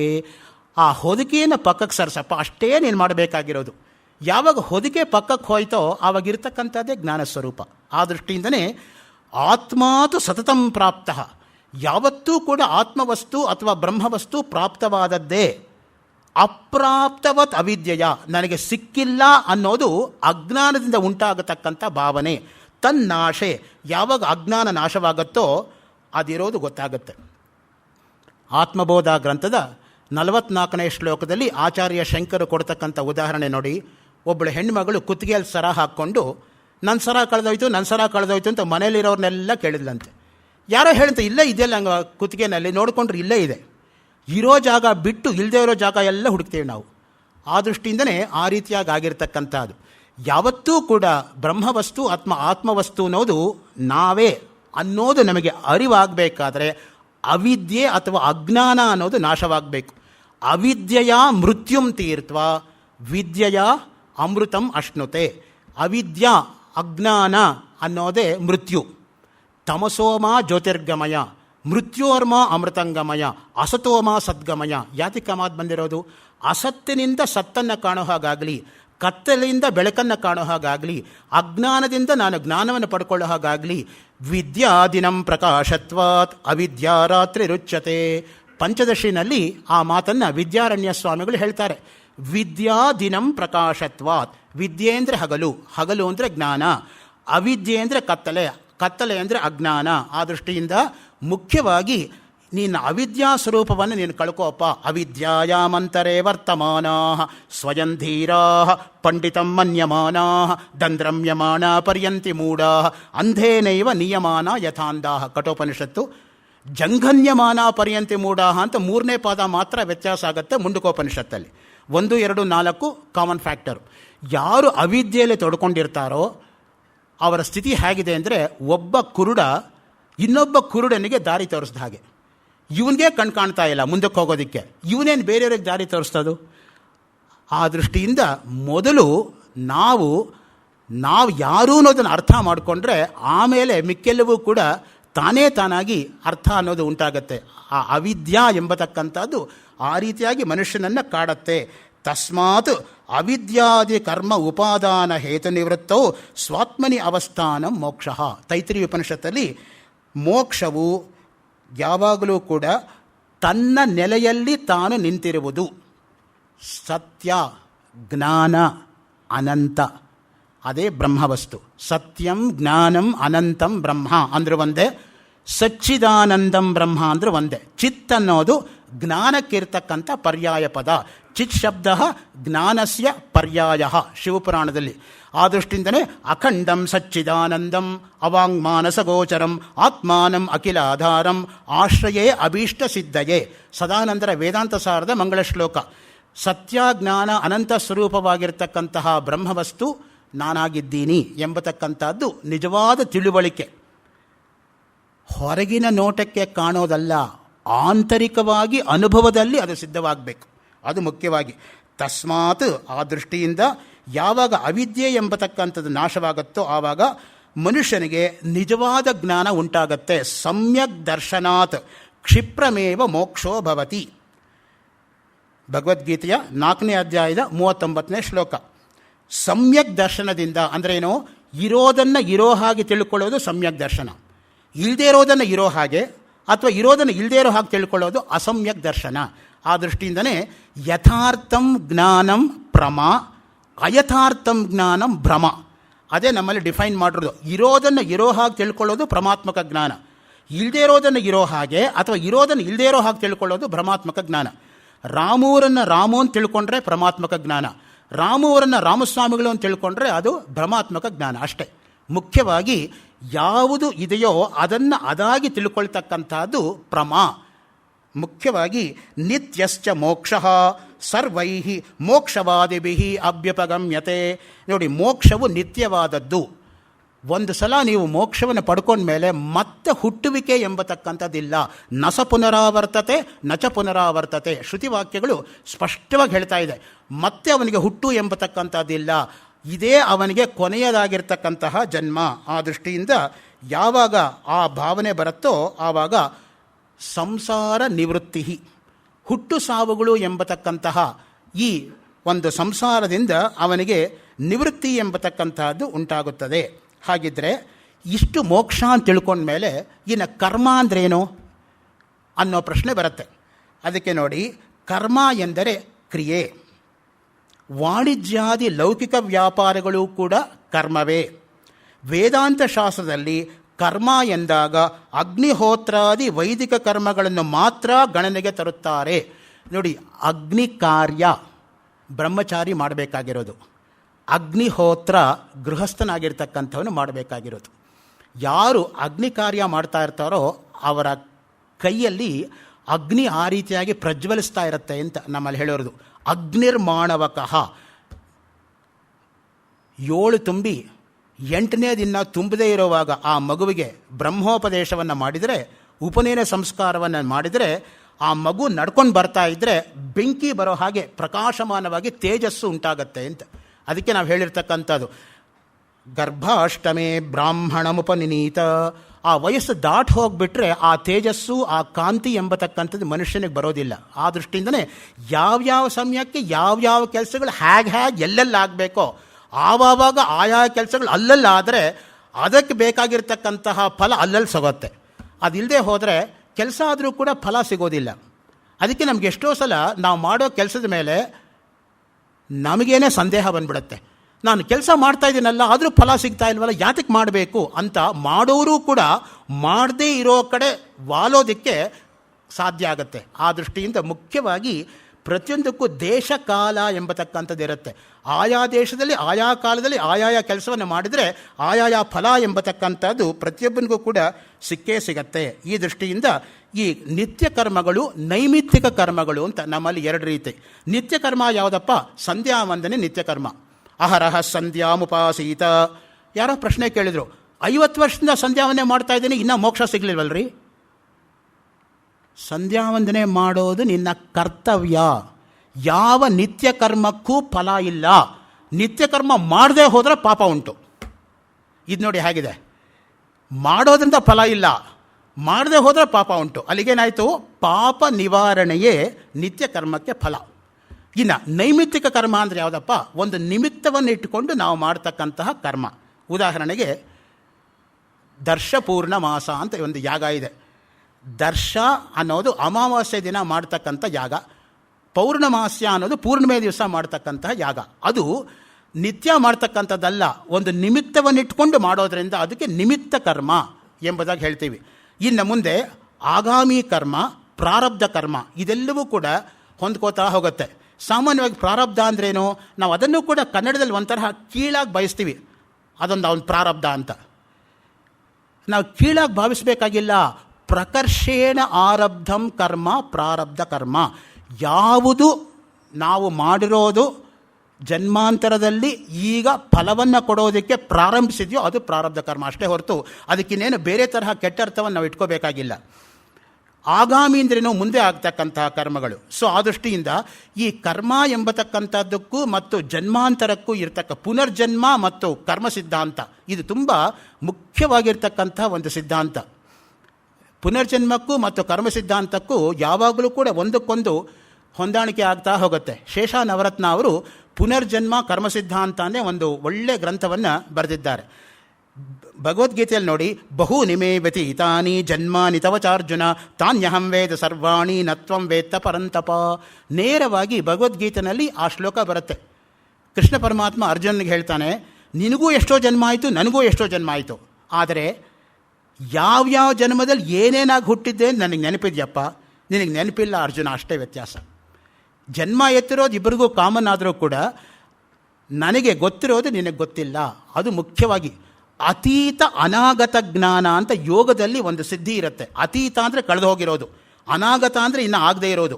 ಅದೂ ಕೂಡ ರಜತ ಪರದೆ ಮುಂದೆ ನಮಗೆ ಹಾದು ಹೋಗೋ ಹಾಗೆ ಮನಪಟಲದ ಮುಂದೆ ಯೋಗಿಗಳಿಗೆ ಹಾದು ಹೋಗ್ತಾ ಇರುತ್ತೆ.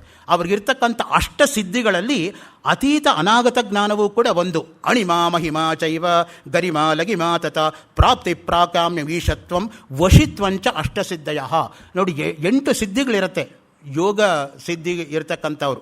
ಅದಕ್ಕೆ ನೋಡಿ, ಆರ್ಟ್ ಆಫ್ ಲೆವಿಟೇಷನ್. ಕೆಲವರಿಗೆ ನಮ್ಮ ತರಹ ಭೂಮಿ ಮೇಲೆ ಕಾಲಿಟ್ಕೊಂಡು ಕೂತ್ಕೊಂಡು ಮಾತಾಡಬೇಕಾಗಿಲ್ಲ. ನಿಜವಾಗಿರ್ತಕ್ಕಂಥ ಜ್ಞಾನ ಇರೋರಾದರೆ ಈ ಹೈಟಲ್ಲಿ ಪದ್ಮಾಸನ ಹಾಕ್ಕೊಂಡು 6 ಗಂಟೆ 7 ಗಂಟೆ ಮಾತಾಡ್ತಕ್ಕಂಥ ಶಕ್ತಿ ಇರುತ್ತೆ.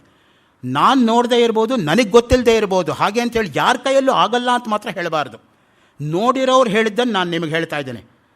ಕೂಡ್ಲಿ ಶೃಂಗೇರಿ ಜಗದ್ಗುರುಗಳು ಈಗಿರೋರಲ್ಲ, ಹಿಂದೆ ಇದ್ದರು. ಅವ್ರ ಮೇಲೆ ಕೋಟಾ ನೋಟ್ ಕೇಸ್ ಹಾಕಿ ಅವಾಗ ಏನೇನೋ ಗಲಾಟೆ ಆಯಿತು. ಆ ಮಹನೀಯರು ಆ ರೀತಿ ಪಾಠ ಮಾಡ್ತಾ ಇದ್ರು ಅಂತ ಅವ್ರ ಹತ್ರ ಪಾಠ ಮಾಡಿಸ್ಕೊಂಡಿರೋರು ನನಗೆ ಹೇಳಿರೋದನ್ನು ನಾನು ನಿಮಗೆ ಹೇಳ್ತಾ ಇದ್ದೀನಿ. ಒಂದು ಕೈಯಲ್ಲಿ ಪೇಪರ್ ಕೂಡ ಇಲ್ಲದೆ 6 ಗಂಟೆ 7 ಗಂಟೆ ಈ ಹೈಟಲ್ಲಿ ಪದ್ಮಾಸನ ಹಾಕ್ಕೊಂಡು ಪಾಠ ಮಾಡ್ತಾ ಇದ್ರಂತೆ. ಅದು ನಿಜವಾಗಿರ್ತಕ್ಕಂಥ ಯೋಗ ಸಿದ್ಧಿಗಳು. ನನಗಾಗಲ್ಲ ಅನ್ನೋ ಮಟ್ಟಿಗೆ ಯಾರಿಗೂ ಆಗಲ್ಲ ಅಂತ ನಾವು ಜನರಲೈಸ್ ಮಾಡಬಾರ್ದು. ಯಾವಾಗಲೂ ಕೂಡ ಪ್ರತಿಯೊಬ್ಬರಿಗೂ ಕೂಡ ತನ್ನದೇ ಆಗಿರ್ತಕ್ಕಂಥ ಒಂದು ಅಂತಃಶಕ್ತಿಯನ್ನು ಭಗವಂತ ಅನುಗ್ರಹಿಸಿರ್ತಾನೆ. ಅದಕ್ಕೆ ನೋಡಿ, ಯಾವಾಗಲೂ ಕೂಡ ಈ ಕರ್ಮ ಎಂಬತಕ್ಕಂಥದ್ದು ಯಾವ ರೀತಿಯಾಗಿ ನಾವು ಮಾಡಬೇಕು ಅಂತ ಹೇಳಿದ್ರೆ, ಪ್ರತಿಫಲಾಪೇಕ್ಷೆ ಇಲ್ಲದೆ ಕರ್ಮ ಮಾಡಿದರೆ ಆವಾಗ ಚಿತ್ತಶುದ್ಧಿ ಉಂಟಾಗತ್ತೆ. ಚಿತ್ತಶುದ್ಧಿಯಿಂದ ಜ್ಞಾನ, ಜ್ಞಾನದಿಂದ ಮೋಕ್ಷ. ಕೇವಲ ಕರ್ಮದಿಂದ ಮೋಕ್ಷ ಸಾಧ್ಯವಿಲ್ಲ. ಕರ್ಮ ಸ್ವಲ್ಪ, ಜಾಸ್ತಿ ಜ್ಞಾನ, ಜಾಸ್ತಿ ಜ್ಞಾನ, ಕರ್ಮ ಸ್ವಲ್ಪ, ಎರಡೂ ಸಮಸಮುಚ್ಚಯ, ಯಾವುದರಿಂದಲೂ ಸಾಧ್ಯ ಇಲ್ಲ ಅಂತ ತೈತರೀಯ ಉಪನಿಷತ್ತಲ್ಲಿ ಸ್ಪಷ್ಟವಾಗಿ ಆಚಾರ್ಯರು ನಿರೂಪಣೆ ಮಾಡಿದ್ದಾರೆ. ಆ ದೃಷ್ಟಿಯಿಂದ ಜ್ಞಾನಾದೇವತು ಕೈವಲ್ಯಂ, ಜ್ಞಾನಿನಃ ತತ್ವದರ್ಶಿನಃ, ಜ್ಞಾನೀತು ಆತ್ಮೈವ ಮೇ ಮತಂ. ಯಾತಕ್ಕೆ ಭಗವದ್ಗೀತೆಯಲ್ಲಿ ಅಷ್ಟೊಂದು ಪ್ರಮಾಣಗಳನ್ನು ಕೊಡಬೇಕಾಗಿತ್ತು? ನಹಿ ಜ್ಞಾನೇನ ಸದೃಶಂ ಪವಿತ್ರಮಿಹ ವಿದ್ಯತೆ, ಜ್ಞಾನಕ್ಕೆ ಸಮಾನವಾಗಿರ್ತಕ್ಕಂಥದ್ದು ಇನ್ನೊಂದು ಯಾವುದೂ ಇಲ್ಲ ಅಂತ ಹೇಳ್ತಕ್ಕಂಥದ್ದು. ಅದಕ್ಕೇನೆ ತತ್ವದರ್ಶಿಗಳು ಯಾರು, ಅವರು ಜ್ಞಾನಿಗಳು. ತತ್ವದರ್ಶಿ ಅಂತ ಏನು? ತತ್ವಮಾಧ್ಯಾತ್ಮಿಕಂ ದೃಷ್ಟ ತತ್ವಂ ದೃಷ್ಟ ತಬಾಹ್ಯತಃ ತತ್ವೀಭೂತಃ ತದಾ ರಾಮಃ ತತ್ವಾದಪ್ರಚ್ಯುತೋ ಭವೇತ್. ಮಾಂಡುಕ್ಯೋಪನಿಷತ್ತಿನ ಮೇಲೆ ಗೌಡಪಾದಾಚಾರ್ಯರು ಬರೆದಿರ್ತಕ್ಕಂತಹ ವೈತಥ್ಯ ಪ್ರಕರಣದ ಕೊನೆಯ ಶ್ಲೋಕ. ಆಧ್ಯಾತ್ಮಿಕ ತತ್ವವನ್ನು ಅನುಭವದಿಂದ ಅರಿತುಕೊಂಡವನಿಗೆ ತಾನು ಬ್ರಹ್ಮ ಎಂಬತಕ್ಕಂಥದ್ರೆ ನೆಲೆ ನಿಲ್ಲತ್ತೆ ಶಾಶ್ವತವಾಗಿ. ಆ ದೃಷ್ಟಿಯಿಂದಲೇ ಈ ಕರ್ಮ ಎಂಬತಕ್ಕಂಥದ್ದನ್ನು ಕೇವಲ ಕರ್ಮಣ್ಯೇವಾಧಿಕಾರಸ್ಥೆ ಮಾ ಫಲೇಶು ಕದಾಚನ, ಆ ರೀತಿಯಾಗಿ ಮಾಡೋದನ್ನು ನಾವು ಪ್ರಯತ್ನ ಮಾಡಬೇಕು. ಕರ್ಮ ಬಿಟ್ಬಿಡ್ತೀವಿ ಅಂತಲ್ಲ. ಕೆಲವರು ಹೇಳ್ತಾರೆ, ನಾನು ಜ್ಞಾನಿ ರೀ, ನಾನು ಯಾಕ್ರಿ ಕರ್ಮ ಮಾಡಬೇಕು, ಅದಕ್ಕೆ ನಾನು ಸಂಧ್ಯಾವನೆ ಮಾಡೋದೇ ಇಲ್ಲ. ನೀನು ಜ್ಞಾನಿ ಅಂತ ಹೇಳ್ತಾ ಇರೋದ್ರಿಂದನೇ ನೀನು ಜ್ಞಾನಿ ಅಲ್ಲ ಅನ್ನೋದು ಪ್ರೂವ್ ಆಗ್ತಾ ಇದೆ. ನಾಹಂ ಮನ್ಯೇಸು ವೇದೇತಿ ನೋ ನ ವೇದೇತಿ ವೇದ ಚ ಯೋ ನಸ್ತದ್ವೇದ ತದ್ವೇದ ನೋ ನ ವೇದೇತಿ ವೇದ ಚ ಅವಿಜ್ಞಾತಂ ವಿಜಾನತಾಂ ವಿಜ್ಞಾತಂ ಅವಿಜಾನತಾಂ. ಕೇನೋಪನಿಷತ್ತು ಅದಕ್ಕೆ ಸ್ಪಷ್ಟವಾಗಿ ಹೇಳ್ತಾ ಇದೆ. ಯಾರೆಲ್ಲ ಗೊತ್ತಿದೆ ಅಂತ ತಿಳ್ಕೊಂಡಿದ್ದಾರೋ ಅವ್ರಿಗೇನೋ ಗೊತ್ತಿಲ್ಲ, ಯಾರು ಏನೋ ಗೊತ್ತಿಲ್ಲ ಅಂತ ತಿಳ್ಕೊಂಡಿದ್ದಾರೋ ಅವ್ರಿಗೆಲ್ಲ ಗೊತ್ತಿದೆ ಅಂತ. ಅದಕ್ಕೆ ಯಾರಾದರೂ ಸಂದೇಹ ಅಂತ ಕೇಳಿದರೆ ಯಾರನ್ನಾದರೂ, ಏನಪ್ಪ ಪ್ರಯತ್ನ ಮಾಡ್ತೀನಿ, ಗೊತ್ತಿದ್ರೆ ಹೇಳ್ತೀನಿ, ಇಲ್ಲದೆ ತಿಳ್ಕೊಂಡು ಬಂದು ಹೇಳ್ತೀನಿ ಅನ್ನೋರನ್ನ ಬಿಡಬಾರ್ದು. ಅವ್ರಿಗೆ ಖಂಡಿತವಾಗಿ ಗೊತ್ತಿರುತ್ತೆ. ತೊಗೊಂಬನ್ರಿ, ಏನು ತೊಗೊಂಬಂದ್ರು ಹೇಳ್ತೀನಿ ಅಂದರೆ ಅವ್ರ ಹತ್ರ ಹೋಗಬಾರ್ದು, ಅವ್ರಿಗೆ ಗೊತ್ತಿರಲ್ಲ. ಪ್ರಶ್ನೋಪನಿಷತ್ತಲ್ಲಿ ಅದಕ್ಕೆ ಆ ಸುಂದರವಾಗಿರ್ತಕ್ಕಂಥ ಕಥೆ ನಿರೂಪಣೆ ಮಾಡೋದು. 6 ಜನ ಶಿಷ್ಯರು 6 ಪ್ರಶ್ನೆಗಳನ್ನು ಗುರುಗಳ ಮುಂದೆ ಇಡ್ತಾರೆ.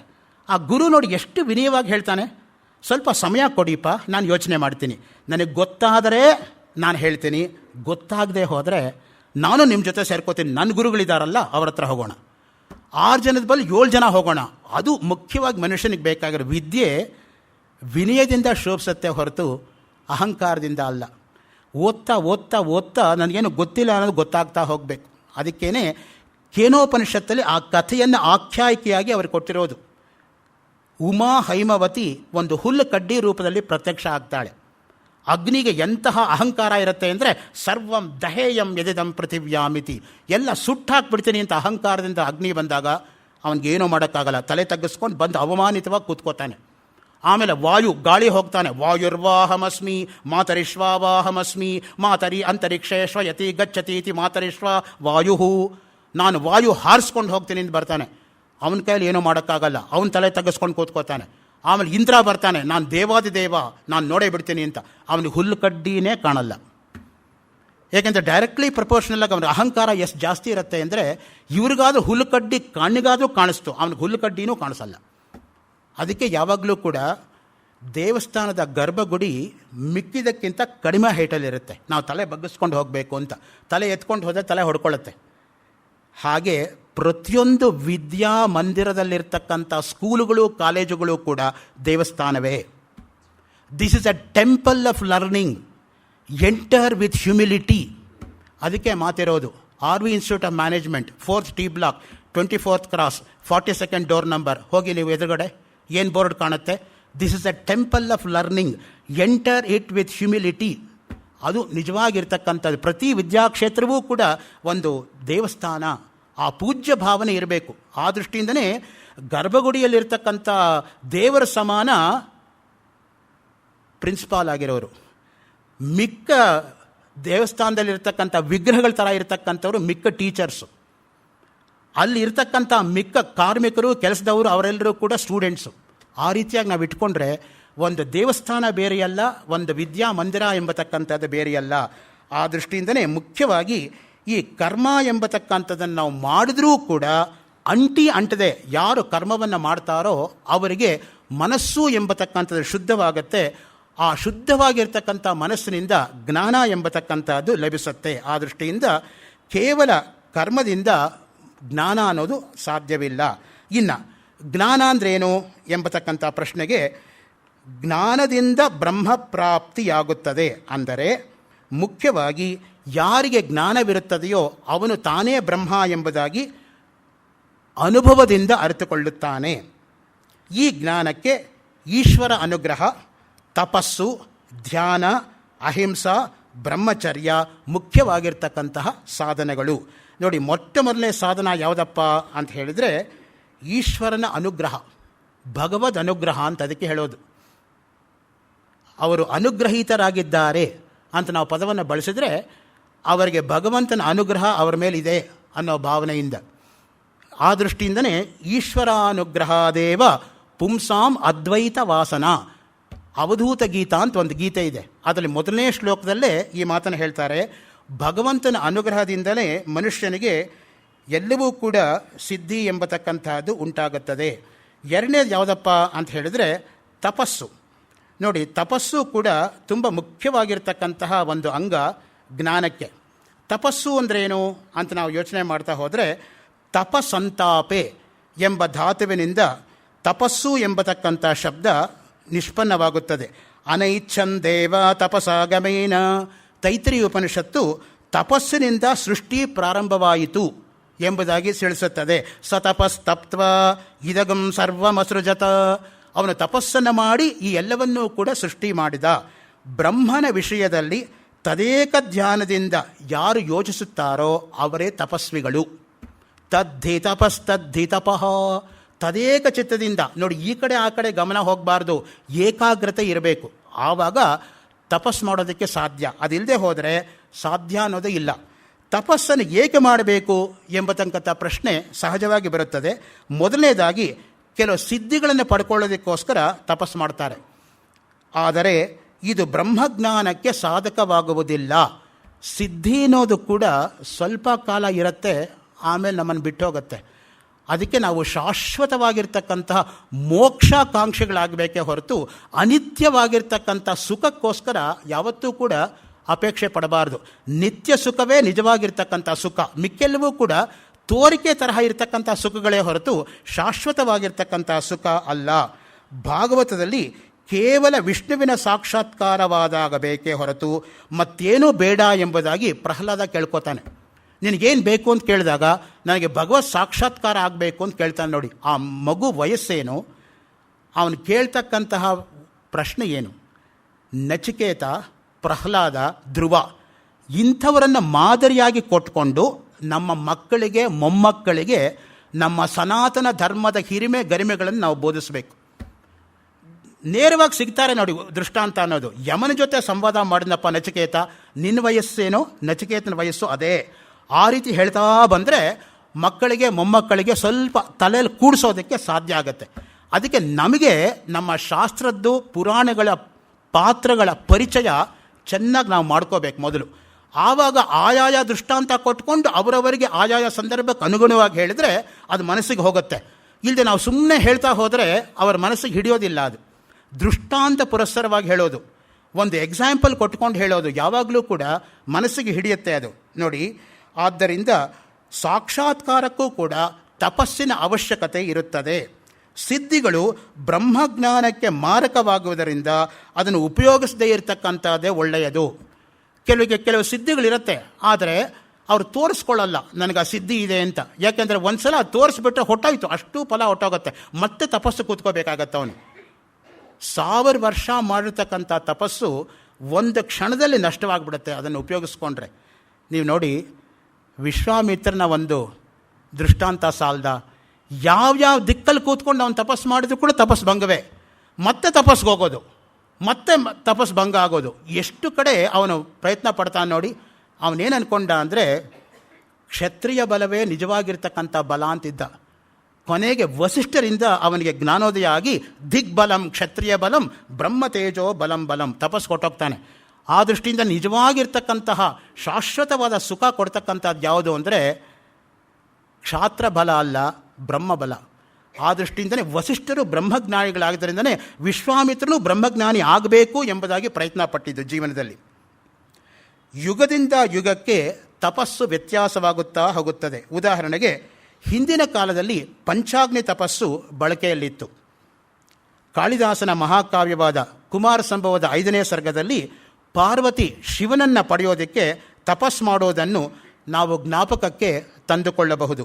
ತನ್ನ ಬಾಹ್ಯ ಸೌಂದರ್ಯದಿಂದ ಶಿವನನ್ನು ಪಡೆಯಲು ಸಾಧ್ಯವಾಗದ ಕಾರಣದಿಂದ ಬಾಹ್ಯ ಸೌಂದರ್ಯ ನಶ್ವರವೆಂದು ಭಾವಿಸಿ ಶಾಶ್ವತವಾದ ತಪಸ್ಸಿನ ಕಡೆಗೆ ತನ್ನ ಗಮನ ಹರಿಸಿ ಕೊನೆಗೆ ತನ್ನ ದೃಢ ಹಾಗೂ ಘೋರವಾದ ತಪಸ್ಸಿನಿಂದ ಈಶ್ವರನನ್ನು ಪಡೆದಳು.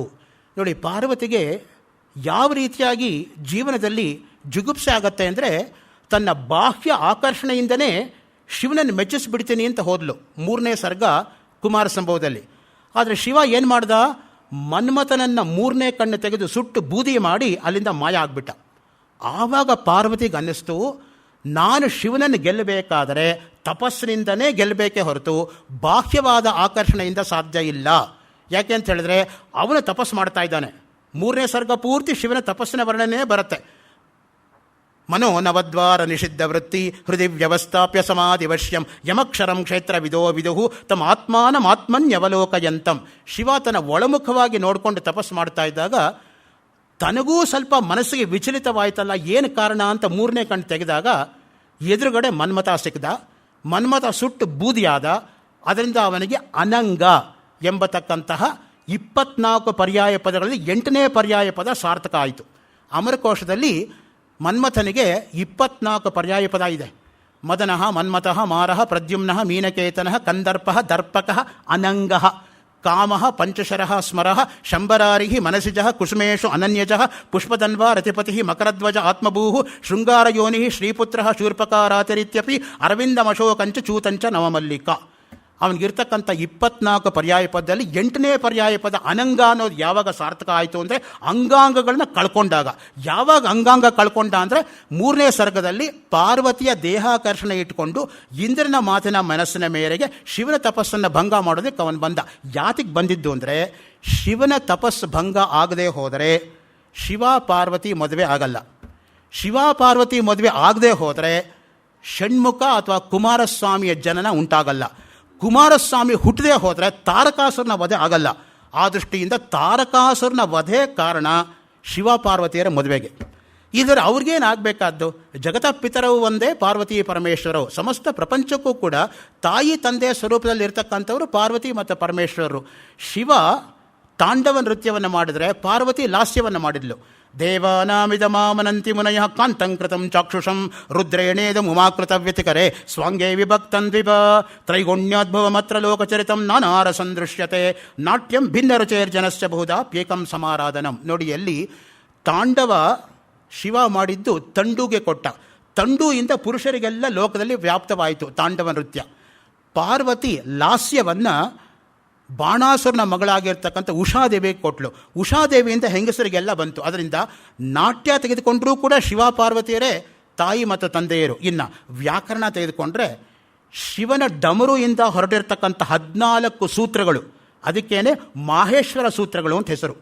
ನೃತ್ತಾವಸಾನೆ ನಟರಾಜರಾಜೌ ನನಾದ ಡಕ್ಕಾಂ ನವಪಂಚವಾರಂ ಉದ್ಧರ್ತು ಕಾಮಃ ಸನಕಾದಿಸಿದ್ದಾನ್ ಏತದ್ವಿಮರ್ಶೆ ಶಿವಸೂತ್ರಜಾಲಂ. ಅವನ ಡಮರುಯಿಂದ ಹೊರಟಿರ್ತಕ್ಕಂಥ 14 ಸೂತ್ರಗಳಾದ್ದರಿಂದನೇ ಮಾಹೇಶ್ವರ ಸೂತ್ರಾಣಿ. ವ್ಯಾಕರಣಕ್ಕೂ ಶಿವನೇ ತಂದೆ. ಐ ಒನ್ ರೂಲ್ರು ಕೇವಂಗ್ ಅಯೋ ಚೈವರಟ್ ಲನ್ ಜಬೈ ಗಡದಶ್ ಜಬಗಡದಶ್ ಕಪಚಡತವು ಕಪೈ ಶರ್ಸರ್ ಹಲ್. 14 ಸೂತ್ರಗಳು ಅವನ ಡಮರುಯಿಂದ ಆಚೆ ಬಂದಿರತಕ್ಕಂಥದ್ದು. ಆದ್ದರಿಂದ ವ್ಯಾಕರಣಕ್ಕೂ ಕೂಡ ಶಿವನೇ ತಂದೆ. ಇನ್ನು ಮುಂದೆ ನೀವು ನೋಡ್ತಾ ಹೋದರೆ ಅದೇ ರೀತಿಯಾಗಿ ಯಾವುದಕ್ಕೆ ಪದ ಮತ್ತು ಅರ್ಥ ಇಲ್ಲದೆ ಪ್ರಪಂಚ ಇಲ್ಲವೋ ಅದಕ್ಕೂ ಶಿವ ಪಾರ್ವತಿಯರೇ ತಂದೆ.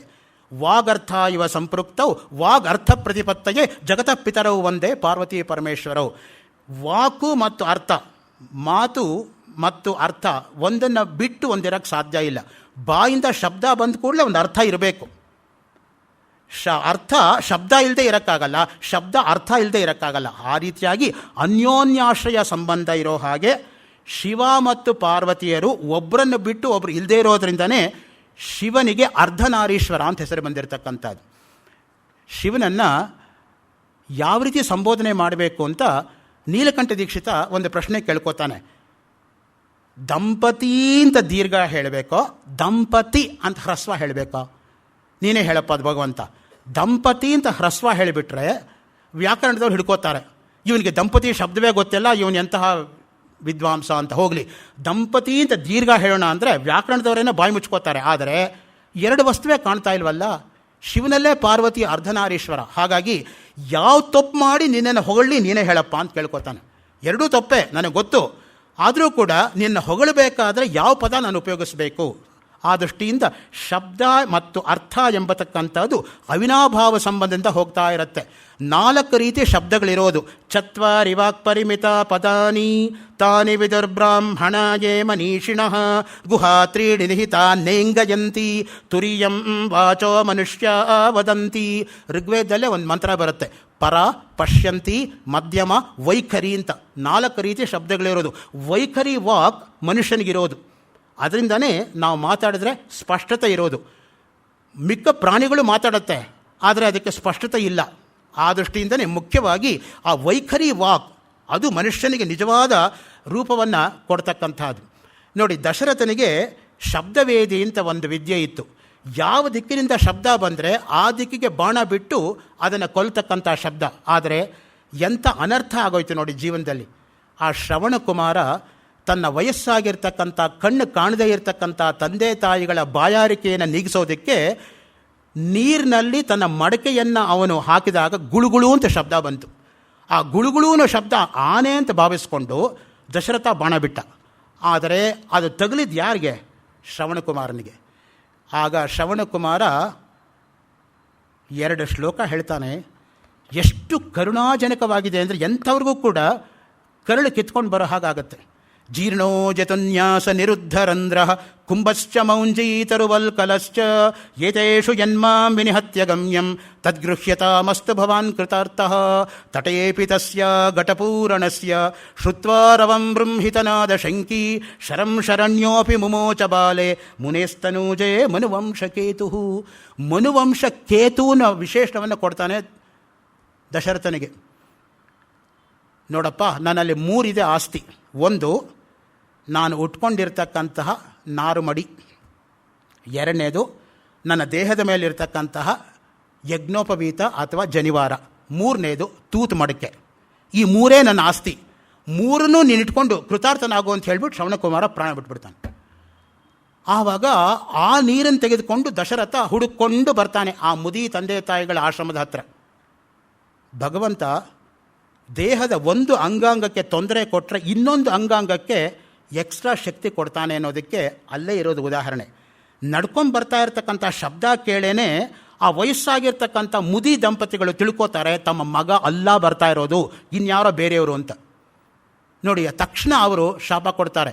ನಾವು ಹೇಗೆ ನಮ್ಮ ಕೊನೆ ಕಾಲದಲ್ಲಿ ಮಗ ಹತ್ರ ಇರೋವಾಗ ಸಾಯ್ತಾ ಇದ್ದೀವೋ, ನೀನು ಹಾಗೆ ಸಾಯೋ ಹಾಗಾಗಲಿ ಅಂತ. ಆದರೆ ದಶರಥನಿಗೆ ಅದು ಶಾಪ ಅಲ್ಲ, ವರವಾಗಿ ಪರಿಣಾಮ ಆಗುತ್ತೆ. ಯಾಕೆ ಗೊತ್ತಾ? ಅಲ್ಲಿವರೆಗೂ ದಶರಥನಿಗೆ ಮಕ್ಕಳೇ ಇರಲ್ಲ. ಹೆಂಗಿದ್ರೂ ಕೊನೆ ಕಾಲದಲ್ಲಿ, ಈಗಿನ ಕಾಲದಲ್ಲಿ ಮಕ್ಕಳ ಜೊತೆಲಿರಲ್ಲ. ಹಾಗಿರುವಾಗ ಮಕ್ಕಳು ಆಗ್ತಾರೆ ಅಂತಾದರೂ ಒಂದು ಗ್ಯಾರಂಟಿ ಆಯಿತೋ? ಯಾಕೆಂದರೆ ಋಷಿ ಬಾಯಿಂದ ಬಂದಮೇಲೆ ಅದು ಸುಳ್ಳಾಗಕ್ಕೆ ಸಾಧ್ಯ ಇಲ್ಲ. ನೋಡಿ, ದಶರಥ ಒಂದು ಕಡೆಯಿಂದ ದುಃಖ ಇದ್ದರೆ ಇನ್ನೊಂದು ಕಡೆಯಿಂದ ಸಂತೋಷವಾಗಿ ಮನೆಗೆ ಬರ್ತಾನೆ. ನಿಜವಾಗಲೂ ಕೂಡ ಋಷಿಗಳು ನನಗೆ ಆಶೀರ್ವಾದ ಮಾಡಿದ್ದಾರೆ ಅಂತ ಮನೆಗೆ ಬರ್ತಾನೆ. ಆ ದೃಷ್ಟಿಯಿಂದನೇ ಯಾವಾಗಲೂ ಕೂಡ ನಾನ್ ಋಷಿ ಕುರುತೆ ವಾಕ್ಯಂ ಋಷಿಕ್ಕಿಲ ದರ್ಶನಾತ್. ಅದಕ್ಕೆ ನಮ್ಮಲ್ಲಿರೋದು ಋಷಿ ಅಲ್ಲದೆ ಇರೋನು ಕವಿ ಅಲ್ಲ, ಕವಿ ಅಲ್ಲದೆ ಇರೋನು ಋಷಿ ಅಲ್ಲ ಅಂತ. ಕವಿ ಅನ್ನೋ ಶಬ್ದಕ್ಕೆ ಅಷ್ಟು ಮಹೋನ್ನತವಾಗಿರ್ತಕ್ಕಂಥ ಅರ್ಥವನ್ನು ನಮ್ಮ ಸಂಪ್ರದಾಯದಲ್ಲಿ ಕೊಟ್ಟಿರೋದು. ಕವಿರ್ ಮನೀಷಿ ಅಂತಾನೆ ಉಪನಿಷತ್ತು ಹೇಳುತ್ತೆ, ಈಶಾವಾಸ್ಯ ಉಪನಿಷತ್ತು. ಕವಿರ್ ಮನೀಷಿ ಪರಿಭೂ ಸ್ವಯಂಭೂ ಯಾತಾತತ್ವೋರ್ಥಾನ್ವಿತದ ಶಾಶ್ವತೀಭ್ಯ ಸಮಾಭ್ಯ. ಮನಸ್ಸಿನ ಮೇಲೆ ಯಾರಿಗೆ ಹತೋಟಿ ಇರುತ್ತೋ ಅಂಥವನಿಗೆ ಮನೀಷಿ ಎಂಬುದಾಗಿ ಬರೋದು. ಮನಸ್ವಿನ್ಯೈ ನಮಃ ಲಲಿತಾ ಸಹಸ್ರನಾಮ. ಪ್ರಾಯಶಃ ಗಣೇಶ್ ಭಟ್ ಹೋಬಳಿಯವರು ಹೇಳಿರ್ಬೋದು ಅದನ್ನು. ಸೊ ಮನಸ್ವಿನಿ ಅಂದರೆ ಮನಸ್ಸಿನ ಮೇಲೆ ಹತೋಟಿ ಇರತಕ್ಕಂಥವರು ಅನ್ನೋ ಅರ್ಥದಲ್ಲಿ. ನೋಡಿ, ಯಾವಾಗಲೂ ಕೂಡ ಬಾಹ್ಯ ಸೌಂದರ್ಯ ಶಾಶ್ವತವಲ್ಲ ಅನ್ನೋ ಪಾಠವನ್ನು ಪಾರ್ವತಿ ಕಂಡುಕೊಂಡ್ಳು. ಶಿವ ತಪಸ್ಸು ಮಾಡ್ತಾ ಇರೋದ್ರಿಂದ ಶಿವನ ತಪಸ್ಸಿನಿಂದಾನೇ ಗೆಲ್ತೀನಿ ಅನ್ನೋ ಹಠವನ್ನು ತೊಟ್ಟು ತಾನೂ ತಪಸ್ಸನ್ನು ಮಾಡಿ ಅಪರ್ಣ ಎಂಬುದಾಗಿ ಹೆಸರನ್ನ ಪಡ್ಕೊಂಡ್ಳು. ಇಂದಿರಾ ಲೋಕಮಾತಾಮ ರಮಾ ಮಂಗಳ ದೇವತಾ ಪಾರ್ವತಿ ಲೋಕಜನನಿ ಕ್ಷೀರಸಾಗರ ಕನ್ಯಕ ಅಪರ್ಣಾ ಪಾರ್ವತಿ ದುರ್ಗಾ ಮೃಡಾನಿ ಚಂಡಿಕಾಂಬಿಕಾ ಆರ್ಯ ದಾಕ್ಷಾಯಣಿ ಚೈವ ಗಿರಿಜಾ ಮೇನಕಾತ್ಮಜ. ಪಾರ್ವತಿಗಿರೋ 24 ಪರ್ಯಾಯ ಪದಗಳು. ನೋಡಿ, ಅಮರಕೋಶದಲ್ಲಿ 24 ಯಾತಕ್ಕೆ ಇಟ್ಟಿದ್ದಾರೆ ಅಂದರೆ ಗಾಯತ್ರಿ ಮಂತ್ರದಲ್ಲಿ ಬರ್ತಕ್ಕಂತಹ ಅಕ್ಷರಗಳು 24, ರಾಮಾಯಣದಲ್ಲಿ ಇರ್ತಕ್ಕಂಥದ್ದು 24,000 ಶ್ಲೋಕಗಳು. ನೀವು ಸೂಕ್ಷ್ಮವಾಗಿ ಗಮನಿಸಿದರೆ ಗಾಯತ್ರಿ ಮಂತ್ರದ ವಿಸ್ತಾರವಾದ ವಿವರಣೆಯೇ ವಾಲ್ಮೀಕಿ ರಾಮಾಯಣ. ನೀವು ಕ್ರಿಟಿಕಲ್ ಆಗಿ ನೋಡಿ, 1000 ಶ್ಲೋಕ ಆದಮೇಲೆ ಅದೇ ಅಕ್ಷರಗಳೇ ಫಾಲೋ ಆಗ್ತಾ ಹೋಗುತ್ತೆ. ತತ್ಸವಿತುರ್ವರೆಣ್ಯಂ ಭರ್ಗೋ ದೇವಸ್ಯ ಧೀಮಹಿ ಧಿಯೋ ಯೋ ನ ಪ್ರಚೋದಯಾತ್. ಅದು ರಾಮಾಯಣದ ಅಂತರಾರ್ಥ ಅನ್ನೋ ಗ್ರಂಥದಲ್ಲಿ ಎಡತೊರೆಯ ಸುಬ್ರಾಯ ಶರ್ಮಾ ಎಂಬತಕ್ಕಂಥ ವಿದ್ವಾಂಸರು 1931ನೇ ಇಸ್ವಿನಲ್ಲಿ ಪ್ರಕಟವಾಗಿರ್ತಕ್ಕಂಥ ಗ್ರಂಥದಲ್ಲಿ 473 ಡೋರ್ ನಂಬರಲ್ಲಿ 2ನೇ ಕ್ರಾಸ್ ಮಲ್ಲೇಶ್ವರ ಬೆಂಗಳೂರು 3ರಲ್ಲಿ ಪ್ರಕಟವಾಗಿರೋ ಗ್ರಂಥದಲ್ಲಿ ಬರುತ್ತೆ ಅಂತ ಓದಿದ ನೆನಪು. ಆ ದೃಷ್ಟಿಯಿಂದ 24,000 ಶ್ಲೋಕಗಳು ರಾಮಾಯಣದಲ್ಲಿರೋದು, 24 ಅಕ್ಷರಗಳ ವಿಸ್ತೃತವಾದ ವ್ಯಾಖ್ಯಾನ. ಆ ದೃಷ್ಟಿಯಿಂದನೇ ಪೂರ್ತಿ ರಾಮಾಯಣ ನಾವು ಓದದೇ ಹೋದರೂ ಕೂಡ ಗಾಯತ್ರಿ ಜಪ ಬಿಡದೆ ದಿನ ಮಾಡ್ತಾ ಹೋದರೆ ಆ ರೀತಿಯಾಗಿರ್ತಕ್ಕಂಥ ಫಲ ಅನ್ನೋದು ನಮಗೆ ಸಿದ್ಧಿಸುತ್ತೆ. ಅದಕ್ಕೆ ದಯವಿಟ್ಟು ಯಾರೂ ಕೂಡ ಗಾಯತ್ರಿಯನ್ನು ಮಾತ್ರ ಬಿಡಬೇಡಿಪ್ಪ. ಗಾಯಂತಂ ತ್ರಾಯತೆ ಇತಿ ಗಾಯತ್ರಿ. ಯಾರು ಗಾಯತ್ರಿಯನ್ನು ಜಪ ಮಾಡ್ತಾರೋ ಗಾಯತ್ರಿಯೇ ಅವಳನ್ನು ಕಾಪಾಡ್ತಾಳೆ ಅನ್ನೋ ಮಾತು ನಮಗಿರೋದು. ಗಾಯತ್ರಿ ಛಂದಸಾಂ ಅಹಂ. ಕೃಷ್ಣ ಪರಮಾತ್ಮ ಗೀತೆಯಲ್ಲಿ ಹೇಳ್ತಕ್ಕಂಥದ್ದು ಛಂದಸ್ಸುಗಳಲ್ಲಿ ನಾನೇ ಗಾಯತ್ರಿ ಆಗಿದ್ದೇನೆ. ಆ ದೃಷ್ಟಿಯಿಂದನೇ ತ್ರಿಷ್ಟು ಛಂದ ಗಾಯತ್ರಿ ಆ ಮಾತು ಮುಖ್ಯವಾಗಿ ನಮಗೆ ಸಿಗ್ತಕ್ಕಂಥದ್ದು. ಈ ಪಾರ್ವತಿ ತಪಸ್ ಮಾಡಿದಾಗ ಶಿವ ನೋಡಿ 5ನೇ ಸರ್ಗದಲ್ಲಿ ಬಂದು ಪಾರ್ವತಿಗೆ ಪರೀಕ್ಷೆ ಮಾಡ್ತಾನೆ. ನಿಜವಾಗಲೂ ಈ ಪಾರ್ವತಿಗೆ ತನ್ನ ಬಗ್ಗೆ ಗೌರವ ಇದೆಯಾ ಇಲ್ವಾ ಅಂತ ತಿಳ್ಕೊಳ್ಳೋ ದೃಷ್ಟಿಯಿಂದ ಬಂದು ತನ್ನಂತಾನೇ ಬೈಕೋತಾನೆ. ಪಾರ್ವತಿ, ನಿನಗೆ ಬುದ್ಧಿ ಇಲ್ಲ, ಹೋಗಿ ಹೋಗಿ ಶಿವನನ್ನು ಮದುವೆ ಆಗ್ತೀನಿ ಅಂತ ಹೇಳ್ತೀಯಲ್ಲ, ಅವನೊಬ್ಬ ಮುದುಕ, ನೀನಿನ್ನ ಸಣ್ಣ ಹುಡುಗಿ, ನೀನಿರೋದು ಅರಮನೆಯಲ್ಲಿ, ಅವನಿರೋದು ಸ್ಮಶಾನದಲ್ಲಿ, ನೀನು ಪವಿತ್ರ, ಅವನು ಅಪವಿತ್ರ. ನೀನು ದೇಹಕ್ಕೆ ಬಳ್ಕೊಳ್ಳೋದು ಸತ್ತವರ ಚಿತಾಭಸ್ಮ, ಅವಳು ದೇಹಕ್ಕೆ ಬಳ್ಕೊಳ್ತಕ್ಕಂಥದ್ದು ಸುಗಂಧ ದ್ರವ್ಯಗಳು. ನೀನು ದೇಹಕ್ಕೆ ಬಳ್ಕೊಳ್ತಕ್ಕಂತಹ ಜಾಗದಲ್ಲಿ ಇರೋದು ಅರಮನೆ, ಅವನಿರ್ತಕ್ಕಂಥದ್ದು ಸ್ಮಶಾನದಲ್ಲಿ. ನೀನು ಕೊರಳಿಗೆ ಹಾಕ್ಕೊಳ್ತಕ್ಕಂಥದ್ದು ಸುವಾಸನೆಯಿಂದ ಕೂಡಿರ್ತಕ್ಕಂಥ ಚಿನ್ನದ ಆಭರಣಗಳು, ಅವನು ಕೊರಳಿಗೆ ಹಾಕ್ಕೊಳ್ತಕ್ಕಂಥದ್ದು ಸತ್ತವರ ತಲೆ ಬುರುಡೆ. ನೀನು ಹೋಗ್ತಕ್ಕಂಥದ್ದು ಆನೆ ಅಂಬಾರಿ ಮೇಲೆ, ಅವನು ಹೋಗ್ತಕ್ಕಂಥದ್ದು ಮುದಿ ಎತ್ತ ಮೇಲೆ. ಆ ಎತ್ತು ಯಾವಾಗ ಬಿದ್ದು ಹೋಗ್ಬಿಡುತ್ತೋ ಗೊತ್ತಿಲ್ಲ. ನೀನು ಪವಿತ್ರ, ಅವನು ಅಪವಿತ್ರ ಅಂತ ಹೇಳಿದಾಗ ಪಾರ್ವತಿ ಏನು ಹೇಳ್ತಾಳೆ ಗೊತ್ತಾ? ನಿನಗೆ ಶಿವ ಅಂದರೆ ಏನು ಅಂತಲೇ ಗೊತ್ತಿಲ್ಲ, ದಯವಿಟ್ಟಿಂದ ಹೊರಟೋಗು ಅಂತ ಹೇಳ್ತಾಳೆ. ಶಿವನಿಗೆ ಹೇಳ್ತಾಳೆ, ನ ಕೇವಲಂ ಮಹತೋ ಯೋ ಅಪಭಾಷತೆ ಶೃಣೋತಿ ತಸ್ಮಾದಪಿ ಯಹ ಸಹ ಪಾಪಭಾಗ್. ಯಾರು ಮಹಾತ್ಮರ ಬಗ್ಗೆ ಕೀಳು ಮಾತನ್ನು ಆಡ್ತಾರೋ ಬಾಯಿಂದ ಅವ್ರಿಗೆ ಮಾತ್ರ ಪಾಪ ಬರಲ್ಲ, ಯಾರು ಕಿವಿಯಿಂದ ಕೇಳ್ತಾರೋ ಅವ್ರಿಗೂ ಪಾಪ ಬರುತ್ತೆ. ನೀನಾಡೋ ಕೆಟ್ಟ ಮಾತಿಂದ ನಾನು ಯಾಕೆ ಪಾಪ ಕಟ್ಕೊಳ್ಳಿ, ದಯವಿಟ್ಟಿಂದ ಹೊರಟೋಗೊಂಡು ಶಿವನಿಗೆ ಹೇಳ್ತಾಳೆ. ಎಷ್ಟು ಸಂತೋಷ ಆಗುತ್ತೆ ಶಿವನಿಗೆ, ಹಬ್ಬ ಇದ್ದರೆ ಇಂಥ ಹೆಂಡತಿ ಇರಬೇಕು ಅಂತ. ಆವಾಗ ಹೇಳ್ತಾನೆ ನೋಡಿ, ಅದ್ಯ ಪ್ರಭೃತಿ ಅವನತಾಂಗಿ ತವಾಸ್ಮಿ ದಾಸಃ ಕ್ರೀತಃ ತಪೋಬಿರಿತವಾದಿನಿ ಚಂದ್ರಮೌಳೋ ಅನ್ಹಾಯಸ ನಿಯಮಜಂ ಕ್ಲಮಬುತ್ಸ ಸರ್ಜ. ಅಮ್ಮ ಪಾರ್ವತಿ, ನಾನು ನಿನಗೆ ಸೇವಕ, ನೀನು ನಿನ್ನ ತಪಸ್ಸಿಂದ ನನ್ನನ್ನು ಗೆದ್ದಿದ್ದೀಯಾ, ನೀನು ಏನು ಹೇಳಿದ್ರೂ ಮಾಡೋಕ್ಕೆ ತಯಾರಾಗಿದ್ದೀನಿ ಅಂತ ಯಾವ ಶಿವ ಕೇವಲ 2 ಸರ್ಗದ ಹಿಂದೆ ದೇಹಾಕರ್ಷಣೆ ಹೋಗಿ ಅವಳಿಗೆ ಆತ್ಮಾಕರ್ಷಣೆ ಉಂಟಾಗಲಿ ಅಂತ ಮಾಯ ಆಗಿದ್ನೋ, ಅದೇ ಶಿವ ಬಂದು ಈಗ ನಾನು ನಿನಗೆ ದಾಸ ಅಂತ ಹೇಳ್ಕೊತಾನೆ. ಅದಕ್ಕೆ ನೋಡಿ, ನಾವು ಕೆಲವರು ಎಷ್ಟು ಆನೆಸ್ಟಾಗಿ ಗಂಡಸರು ಮನೆ ಆಚೆ ಬೋರ್ಡ್ ಹಾಕ್ಕೊಂಡಿರ್ತೀವಿ ಅಂದರೆ, I am the boss of the house if my wife says so. Wife should say that you are boss because she is ಬಾಸಿಣಿ, she is all powerful. So ಆ ದೃಷ್ಟಿಯಿಂದನೇ ಕೃತಯುಗದಲ್ಲಿ ಅಸ್ಥಿಯುಗ ಪ್ರಾಣಗಳು, ಅನ್ನಪ್ರಾಣಾಹ ಕಲಿಯುಗೆ. ಈ ತಪಸ್ಸು ಅನ್ನೋದು ಮುಖ್ಯವಾಗಿ 3 ರೀತಿ. ಮೊದಲನೇದು ಯಾವುದು? ಶಾರೀರಿಕ ತಪಸ್ಸು. ದೇವ ದ್ವಿಜ ಗುರು ಪ್ರಾಜ್ಞ ಪೂಜನಂ ಶೌಚ ಮಾರ್ಜವಂ ಬ್ರಹ್ಮಚರ್ಯಂ ಅಹಿಂಸಾಚ ಶಾರೀರಂತಪ ಉಚ್ಯತೆ. ಶರೀರದಿಂದ ಮಾಡ್ತಕ್ಕಂಥ ತಪಸ್ಸು ಅಂದರೆ ಏನಪ್ಪ?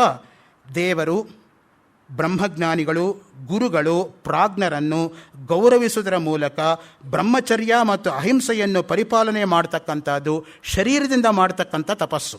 ಇನ್ನು ಎರಡನೇದು ವಾಚಿಕ ತಪಸ್ಸು. ವಾಚ ಅಂದರೆ ಬಾಯಿಂದ ಮಾಡ್ತಕ್ಕಂಥದ್ದು. ಅದೇನು? ಅನುದ್ವೇಗಕರಂ ವಾಕ್ಯಂ ಸತ್ಯಂ ಪ್ರಿಯಹಿತಂಚ ಯತ್ ಸ್ವಾಧ್ಯಾಯಾಭ್ಯಸನಂಚೈವ ವಾಂಗ್ಮಯಂ ತಪ ಉಚ್ಯತೆ. ಉದ್ರೇಕಗೊಳಿಸಿದಂತಹ ಮಾತುಗಳು ನೋಡಿ, ಅದು ತುಂಬ ಮುಖ್ಯ. ಕೆಲವರು ಮಾತಾಡಿದ್ರೇ ಉದ್ರೇಕ ಬರೋ ಹಾಗೆಯೇ ಮಾತಾಡ್ತಾರೆ. ಸೊ ಅದಲ್ಲ, ಉದ್ರೇಕ ಬರದೇ ಇರೋ ಹಾಗೆ ನಿಧಾನವಾಗಿ ಮೆತ್ತಗೆ ಶಾಂತವಾಗಿ ಮಾತಾಡಬೇಕು. ನಿತ್ಯವಾದ ಉಕ್ತಿಗಳು, ಸತ್ಯವಾದ ಯುಕ್ತಿಗಳಲ್ಲಿ ಪರಿಣಾಮವಾಗಬೇಕು. ಹೇಳ್ತಕ್ಕಂಥ ಮಾತು ಪ್ರತಿಯೊಂದರಲ್ಲೂ ಸತ್ಯ ಇರಬೇಕು. ಅದಕ್ಕೇನೆ ಬರೀ ಸತ್ಯಂ ವದ ಅಂತ ಹೇಳಿದ್ರಲ್ಲ, ಸತ್ಯಂ ವದ ಅನ್ನೋದು ಪರಿಪಾಲನೆ ಮಾಡಬೇಕು ಜೀವನದಲ್ಲಿ. ಆದರೆ ನಾವು ಹೇಳೋವಾಗಲೇ ಸ್ವಲ್ಪ ಅಲ್ಪ ಪ್ರಾಣ ಮಹಾಪ್ರಾಣ ವ್ಯತ್ಯಾಸ ಮಾಡಿ ಹೇಳಿಬಿಡ್ತೀವಿ, ಸತ್ಯಂ ವಧ ಅಂತ. ಈಗ ಅದೇ ಆಗ್ತಾ ಇರೋದು. ಸತ್ಯವನ್ನು ಕೊಲ್ತಾ ಇದ್ದೀವಿ ಹೊರತು ಸತ್ಯವನ್ನು ಹೇಳ್ತಾ ಇಲ್ಲ. ಸತ್ಯಮೇವ ಜಯತೆ. ನಿಜವಾಗಿ ಗೆಲ್ಲೋದು ಯಾವುದು? ಸತ್ಯವೇ ಹೊರತು ಸುಳ್ಳಲ್ಲ. ಮುಂಡಕೋಪನಿಷತ್ತಲ್ಲಿ ಬರ್ತಕ್ಕಂಥ ಮಾತೆ ನಮ್ಮ ರಾಷ್ಟ್ರ ಲಾಂಛನ. ಎಲ್ಲಿ ಮೇಲ್ ಹಾಕ್ಕೊಂಡಿದ್ದೀವಿ ಸತ್ಯಮೇವ ಜಯತೆ, ಕೆಳಗೆಲ್ಲ ಸುಳ್ಳು ಹೇಳ್ಕೋಬೋದಲ್ಲ. ಆ ದೃಷ್ಟಿಯಿಂದ ಮೇಲಿದೆ ಅದು ಸತ್ಯಮೇವ ಜಯತೆ ಅಷ್ಟೇ. ಎಲ್ಲಿ ಬರುತ್ತೆ ಅಂತ ಯಾರಾದರೂ ಕೇಳಿದರೆ ಮುಂಡಕೋಪನಿಷತ್ತು ಅಂತ ತಕ್ಷಣ ಹೇಳಬೇಕು. ಅದು ಸತ್ಯಮೇವ ಜಯತೆ ಅನ್ನೋ ಸಾಮಾನ್ಯವಾಗಿ ಕೇಳ್ತೀವಿ ಆ ಶಬ್ದವನ್ನು, ಎಲ್ಲಿ ಬರುತ್ತೆ ಅಂತ ಕಾಂಟೆಕ್ಸ್ ಮಾತ್ರ ತಬ್ಬಿಬ್ಬಾಗ್ಬಿಡುತ್ತೆ. ಅದಕ್ಕೇನೆ ಅದನ್ನು ಮರಿಬಾರ್ದು. ಪ್ರಿಯ ಹಾಗೂ ಹಿತವಾದ ಮಾತುಗಳು. ಮಾತೇ ಆಡದೆ ಹೋದರೂ ಪರವಾಗಿಲ್ಲ, ಬೇರೆಯವರಿಗೆ ತೊಂದರೆ ಕೊಡ್ತಕ್ಕಂಥ ಮಾತನ್ನು ಮಾತ್ರ ಆಡಬಾರ್ದು. ಅದಕ್ಕೆ ನಮ್ಮಲ್ಲಿ ಹೇಳ್ತಕ್ಕಂಥದ್ದು ಯಾವಾಗಲೂ ಕೂಡ ಮೌನಂ ಸಮ್ಮತಿ ಲಕ್ಷಣಂ. ಮೌನವಾಗಿದ್ದರೆ ಯಾರಿಗೂ ಕೂಡ ಜಗಳ ಇಲ್ಲ. ಮೌನಿನಃ ಕಲಹೋ ನಾಸ್ತಿ. ಮೌನವಾಗಿರೋರಿಗೆ ಕಲಹ ಇಲ್ಲ. ಅದನ್ನೇ ತಮಾಷೆಗೆ ಹೇಳೋದುಂಟು, ಮೌನಿನಃ ಕವಳಂ ಜಾಸ್ತಿ ಅಂತ. ಮೌನವಾಗಿದ್ದರೆ ಊಟ ಜಾಸ್ತಿ ಸೇರುತ್ತೆ ಅಂತ. ಮಾತಾಡ್ತಾ ಇದ್ದರೆ ಒಂದು ತೂತು ಕಡಿಮೆ ಆಗಿಬಿಡುತ್ತಲ್ಲ ಒಳಗೆ ಹೋಗೋದು. ಆ ದೃಷ್ಟಿಯಿಂದ ಪ್ರಿಯ ಹಾಗೂ ಹಿತವಾದ ಮಾತುಗಳು, ಸ್ವಾಧ್ಯಾಯವನ್ನು ಪಾಲಿಸುವುದು. ಸ್ವಾಧ್ಯಾಯ ಅಂದ್ರೇನು? ವೇದ. ಸ್ವಾಧ್ಯಾಯೋ ಅಧ್ಯೇತವ್ಯ. ಸ್ಪಷ್ಟವಾಗಿ ಶ್ರುತಿವಾಕ್ಯ ಇದೆ. ವೇದವನ್ನು ನೀನು ಬಿಡಬೇಡ. ವೇದವನ್ನೇ ಕಲಿಯದೇ ಇರೋದಕ್ಕಿಂತ ಕಲಿತು ಮರೆತು ಬಿಟ್ಟರೆ ಹೆಚ್ಚು ಪಾಪ. ಅದಕ್ಕೆ ನಾವು ಕಲಿಯೋಕ್ಕೆ ಹೋಗಲ್ಲ. ಕಲಿಯೋದ್ಯಾಕೆ ಮರೆಯೋದ್ಯಾಕೆ? ನಾನು ಕಲಿತಾ ಇಲ್ಲ ನೋಡಿ ಅಂತ. ಹಾಗಲ್ಲ ಇರ್ತಕ್ಕಂಥದ್ದು. ವೇದವನ್ನು ಅರ್ಥಸಹಿತ ಕಲ್ತ್ಕೊಂಡ್ರೆ ಇದ್ದಿದ್ದು ಹೆಚ್ಚು ಪುಣ್ಯ ಅಂತ. ಯಾವಾಗಲೂ ಕೂಡ ಅರ್ಥಜ್ಞಾನವನ್ನು ಇಟ್ಟುಕೊಂಡು ವೇದವನ್ನು ಅಭ್ಯಾಸ ಮಾಡೋದು ಅತ್ಯಂತ ಶ್ರೇಯಸ್ಕರವಾಗಿರೋದು. ಇವತ್ತು ನಮ್ಮ ಚಿಕ್ಕ ಮಕ್ಕಳಿಗೆ ನಮ್ಮ ವೇದ ಪುರಾಣಗಳಲ್ಲಿ ಯಾತಕ್ಕೋಸ್ಕರ ಗೌರವ, ಆದರ, ಶ್ರದ್ಧೆ ಬರ್ತಾ ಇಲ್ಲ ಅಂದರೆ ನಾವು ಸಮರ್ಪಕವಾಗಿ ವೈಜ್ಞಾನಿಕ ದೃಷ್ಟಿಯಿಂದ ಅವರಿಗೆ ಅರ್ಥ ಹೇಳೋದಕ್ಕೆ ಸಾಧ್ಯ ಆಗ್ತಾ ಇಲ್ಲ. ಅದನ್ನು ಒಪ್ಕೋಬೇಕು. ಸುಮ್ಮನೆ ನಾವು ಅವರನ್ನು ದಬಾಯಿಸಿಬಿಟ್ಟು ಪ್ರಯೋಜನ ಇಲ್ಲ. ಆ ದೃಷ್ಟಿಯಿಂದ ಎಲ್ಲಿ ತಪ್ಪಿದೆ ಅಂತ ನಾನು ಯೋಚನೆ ಮಾಡಬೇಕು. ಇಲ್ಲದೆ ಗೊತ್ತಿರೋರನ್ನ ತಿಳ್ಕೊಂಡು ಬಂದಾದರೂ ಹೇಳ್ತಕ್ಕಂಥ ಪ್ರಾಮಾಣಿಕ ಬುದ್ಧಿ ಇರಬೇಕು. ಈಗ ಮನೆ ಮುಂದೆ ರಂಗೋಲಿ ಯಾಕೆ ಹಾಕ್ತೀರಾ ಅಂತ ಯಾರನ್ನಾದ್ರೂ ಕೇಳಿದರೆ ನಮಗೆ ಹೇಳೋಕ್ಕೆ ಗೊತ್ತಾಗ್ತಾ ಇಲ್ಲ. ಡಿಸ್ಇನ್ಫೆಕ್ಟೆಂಟ್ ಅಪ್ಪ ಅದು, ಒಳಗಡೆ ಇರುವೆಗಳು ಇತ್ಯಾದಿಗಳು ಬರೋದಿಲ್ಲ. ಆ ದೃಷ್ಟಿಯಿಂದ ಹಾಕ್ತೀನಿ ಅಂದರೆ ಅವ್ರು ಹಾಕೋದಕ್ಕೆ ಶುರು ಮಾಡ್ತಾರೆ. ನಮ್ಮ ಹಿಂದಿನವ್ರು ಹಾಕ್ತಾರೆ, ನೀನು ಹಾಕ್ಕೊಂಡು ಹೋಗು ಅಂದರೆ ನಾನು ಹಾಕಲ್ಲ ಅಂತಾರೆ ಅವರು. ಆ ದೃಷ್ಟಿಯಿಂದ ನಾವೊಂದು ಕಾರಣ ಅದಕ್ಕೆ ಕಂಡುಹಿಡಿಯಬೇಕು. ವೈಜ್ಞಾನಿಕವಾಗಿರ್ತಕ್ಕಂಥ ಕಾರಣವನ್ನು ಇಟ್ಕೊಂಡು ನಾವು ಹೇಳಿದರೆ ಪ್ರತಿಯೊಬ್ಬರಿಗೂ ಕೂಡ ಶ್ರದ್ಧೆ ಬರುತ್ತೆ. ಇವತ್ತಿನ ಮಕ್ಕಳಿಗೆ ನಾವು ಶ್ರದ್ಧೆ ಕಲಿಸದೇ ಹೋದರೆ ಮುಂದಿನ ಸಮಾಜಕ್ಕೆ ಶ್ರದ್ಧೆ ಉಳಿಯೋದಿಲ್ಲ. ಆ ದೃಷ್ಟಿಯಿಂದ ಅದನ್ನು ಏನಾದರೂ ಮಾಡಿ ಶ್ರದ್ಧೆಯ ಧ್ಯೇಯಂ ಇರೋ ಹಾಗೇನೆ ಶ್ರದ್ಧಾಹಿ ಪರಮಾಗತಿ. ಆ ಶ್ರದ್ಧೆಯನ್ನು ಬಿಡಬಾರ್ದು. ಶಾಸ್ತ್ರದಲ್ಲಿ ಗುರುವಾಕ್ಯದಲ್ಲಿ ಅಚಲವಾಗಿರ್ತಕ್ಕಂಥ ನಿಷ್ಠೆಯೇ ಶ್ರದ್ಧೆ. ನೋಡಿ, ವಾಚಕ ತಪಸ್ಸಾದ ಮೇಲೆ ಇನ್ನು ಮುಖ್ಯ ಮಾನಸಿಕ ತಪಸ್ಸು. ಎಲ್ಲಕ್ಕಿಂತ ಕಷ್ಟ ಇದು. ಮನೋನಿಗ್ರಹ ನಿಮಗಿಲ್ಲದೆ ಹೋದರೆ ಮಾನಸಿಕ ತಪಸ್ಸನ್ನು ಮಾಡೋಕ್ಕಾಗಲ್ಲ. ಮನಃಪ್ರಸಾದ ಸೌಮ್ಯತ್ವಂ ಮೌನಂ ಆತ್ಮವಿನಿಗ್ರಹ ಭಾವ ಸಂಶುದ್ಧಿರಿತ್ಯೇತತ್ ತಪೋ ಮಾನಸ ಉಚ್ಯತೆ. ಮನಸ್ಸಿನ ಪವಿತ್ರತೆ, ಸೌಮ್ಯತ್ವ, ಮೌನವಾಗಿರುವುದು, ಆತ್ಮನಿಗ್ರಹದಿಂದ ಕೂಡಿರುವುದು, ಪರಿಶುದ್ಧವಾದ ಭಾವನೆ, ಇವು ಮಾನಸಿಕ ತಪಸ್ಸಿಗೆ ಕಾರಣವಾಗುತ್ತದೆ. ನೋಡಿ, ರಸ್ತೆಯಲ್ಲಿ ಯಾರಾದರೂ ಜಗಳ ಆಡ್ತಾ ಇದ್ದು ಕೆಟ್ಟ ಮಾತನ್ನು ಆಡಿದರೂ ಕೂಡ ನಾವು ಅಲ್ಲಿಂದ ಹೊರಟೋಗ್ಬೇಕು. ಮುಂದಕ್ಕೆ ಕೇಳಿಸ್ಕೊಂಡ್ರೆ ಅದೇ ಸಂಸ್ಕಾರ ಉಂಟಾಗುತ್ತೆ. ನಿಮಗೆ ಮಹಾಭಾರತದಲ್ಲಿ ಬರ್ತಕ್ಕಂತಹ ಆ 2 ಗಿಳಿಮರಿಗಳ ದೃಷ್ಟಾಂತದ ಕಥೆ ನೆನಪಿರಬೇಕು. ರಾಮಶುಕ, ಲಕ್ಷ್ಮಣಶುಕ ಅಂತ. ಆ ಎರಡೂ ಕೂಡ ಗಿಳಿಮರಿಗಳು ರಾಮಶುಕವನ್ನು ಒಬ್ಬ ಸಾಧು ತೆಗೆದುಕೊಂಡೋಗಿ ಸಾಕ್ತಾನೆ. ಪ್ರತಿನಿತ್ಯ ಆ ಗಿಳಿ ಏನು ಕೇಳುತ್ತೆ? ಬನ್ನಿ, ಕೂತ್ಕೊಳ್ಳಿ, ಊಟ ಮಾಡಿ, ವಿಶ್ರಾಂತಿ ತೆಗೆದುಕೊಳ್ಳಿ. ಅದನ್ನೇ ಕೇಳಿ ಕೇಳಿ ಕೇಳಿ ಅದರ ಬಾಯಲ್ಲಿ ಒಳ್ಳೆಯ ಮಾತುಗಳೇ ಬರುತ್ತೆ. ಈ ಲಕ್ಷ್ಮಣ ಶುಕ ಒಬ್ಬ ಕಟುಕ ತೆಗೆದುಕೊಂಡೋಗಿ ಸಾಕ್ತಾನೆ. ಕಟುಕ ಏನು ಮಾಡ್ತಾನೆ? ಬೆಳಿಗ್ಗೆ ಆದರೆ ಹೊಡಿತೀನಿ, ಕೊಲ್ತೀನಿ, ಬಡಿತೀನಿ, ಚಚ್ತೀನಿ. ಅದನ್ನೇ ಕೇಳಿ ಕೇಳಿ ಕೇಳಿ ಅದಕ್ಕೆ ಅದೇ ಸಂಸ್ಕಾರ ಉಂಟಾಗುತ್ತೆ. ಅದಕ್ಕೆ ಯಾವಾಗಲೂ ಕೂಡ 5 ರಿಂದ 12 ವರ್ಷ ಇರತಕ್ಕಂಥ ಮಕ್ಕಳ ಮುಂದೆ ತಂದೆ ತಾಯಿಗಳು ಜಗಳ ಆಡಬೇಡಿ ಅಂತ ನಾನು 2 ಕೈ ಮುಕ್ಕೊಂಡು ಕೇಳ್ಕೊಳ್ಳೋದು. ಏಕೆಂದರೆ ಆ ವಯಸ್ಸಲ್ಲಿ ಏನಾದರೂ ಅವರಿಗೆ ಮನಸ್ಸಿನ ಮೇಲೆ ಪರಿಣಾಮ ಆದರೆ ಅದು ಶಾಶ್ವತವಾಗಿ ಕೊನೆ ತನಕ ಉಳ್ಕೊಂಡ್ಬಿಡುತ್ತೆ. 5 ರಿಂದ 12 ವರ್ಷ ಭಾಳ ಫಾರ್ಮೇಟಿವ್ ಪೀರಿಯಡ್ ಮನುಷ್ಯನ ಒಂದು ಜೀವನದಲ್ಲಿ. ಅಷ್ಟ್ಯಾಕೆ ನಡೆದಿರೋ ಉದಾಹರಣೆನೇ ಕೇಳ್ತೀನಿ. ಎನ್ ಮೂರ್ತಿರಾಯರು ಶತಾಯುಷಿಗಳು, ತಮಗೆಲ್ಲ ಗೊತ್ತಿರುತ್ತೆ, ಹಿರಿಯರಿಗೆ ಇಂಗ್ಲೀಷ್ ಪ್ರೊಫೆಸರ್ ಆಗಿದ್ದವರು, ಕನ್ನಡದಲ್ಲಿ ಒಳ್ಳೆಯ ಕೃತಿಗಳನ್ನು ರಚನೆ ಮಾಡಿರ್ತಕ್ಕಂಥವರು. ಅವರ 100ನೇ ಹುಟ್ಟುಹಬ್ಬದ ದಿವಸ ಮಲ್ಲೇಶ್ವರದ ಗಾಂಧಿ ಸಾಹಿತ್ಯ ಸಂಘದಲ್ಲಿ ಒಬ್ಬ ಶ್ರೋತೃಗಳು ಒಂದು ಪ್ರಶ್ನೆ ಕೇಳಿದರು.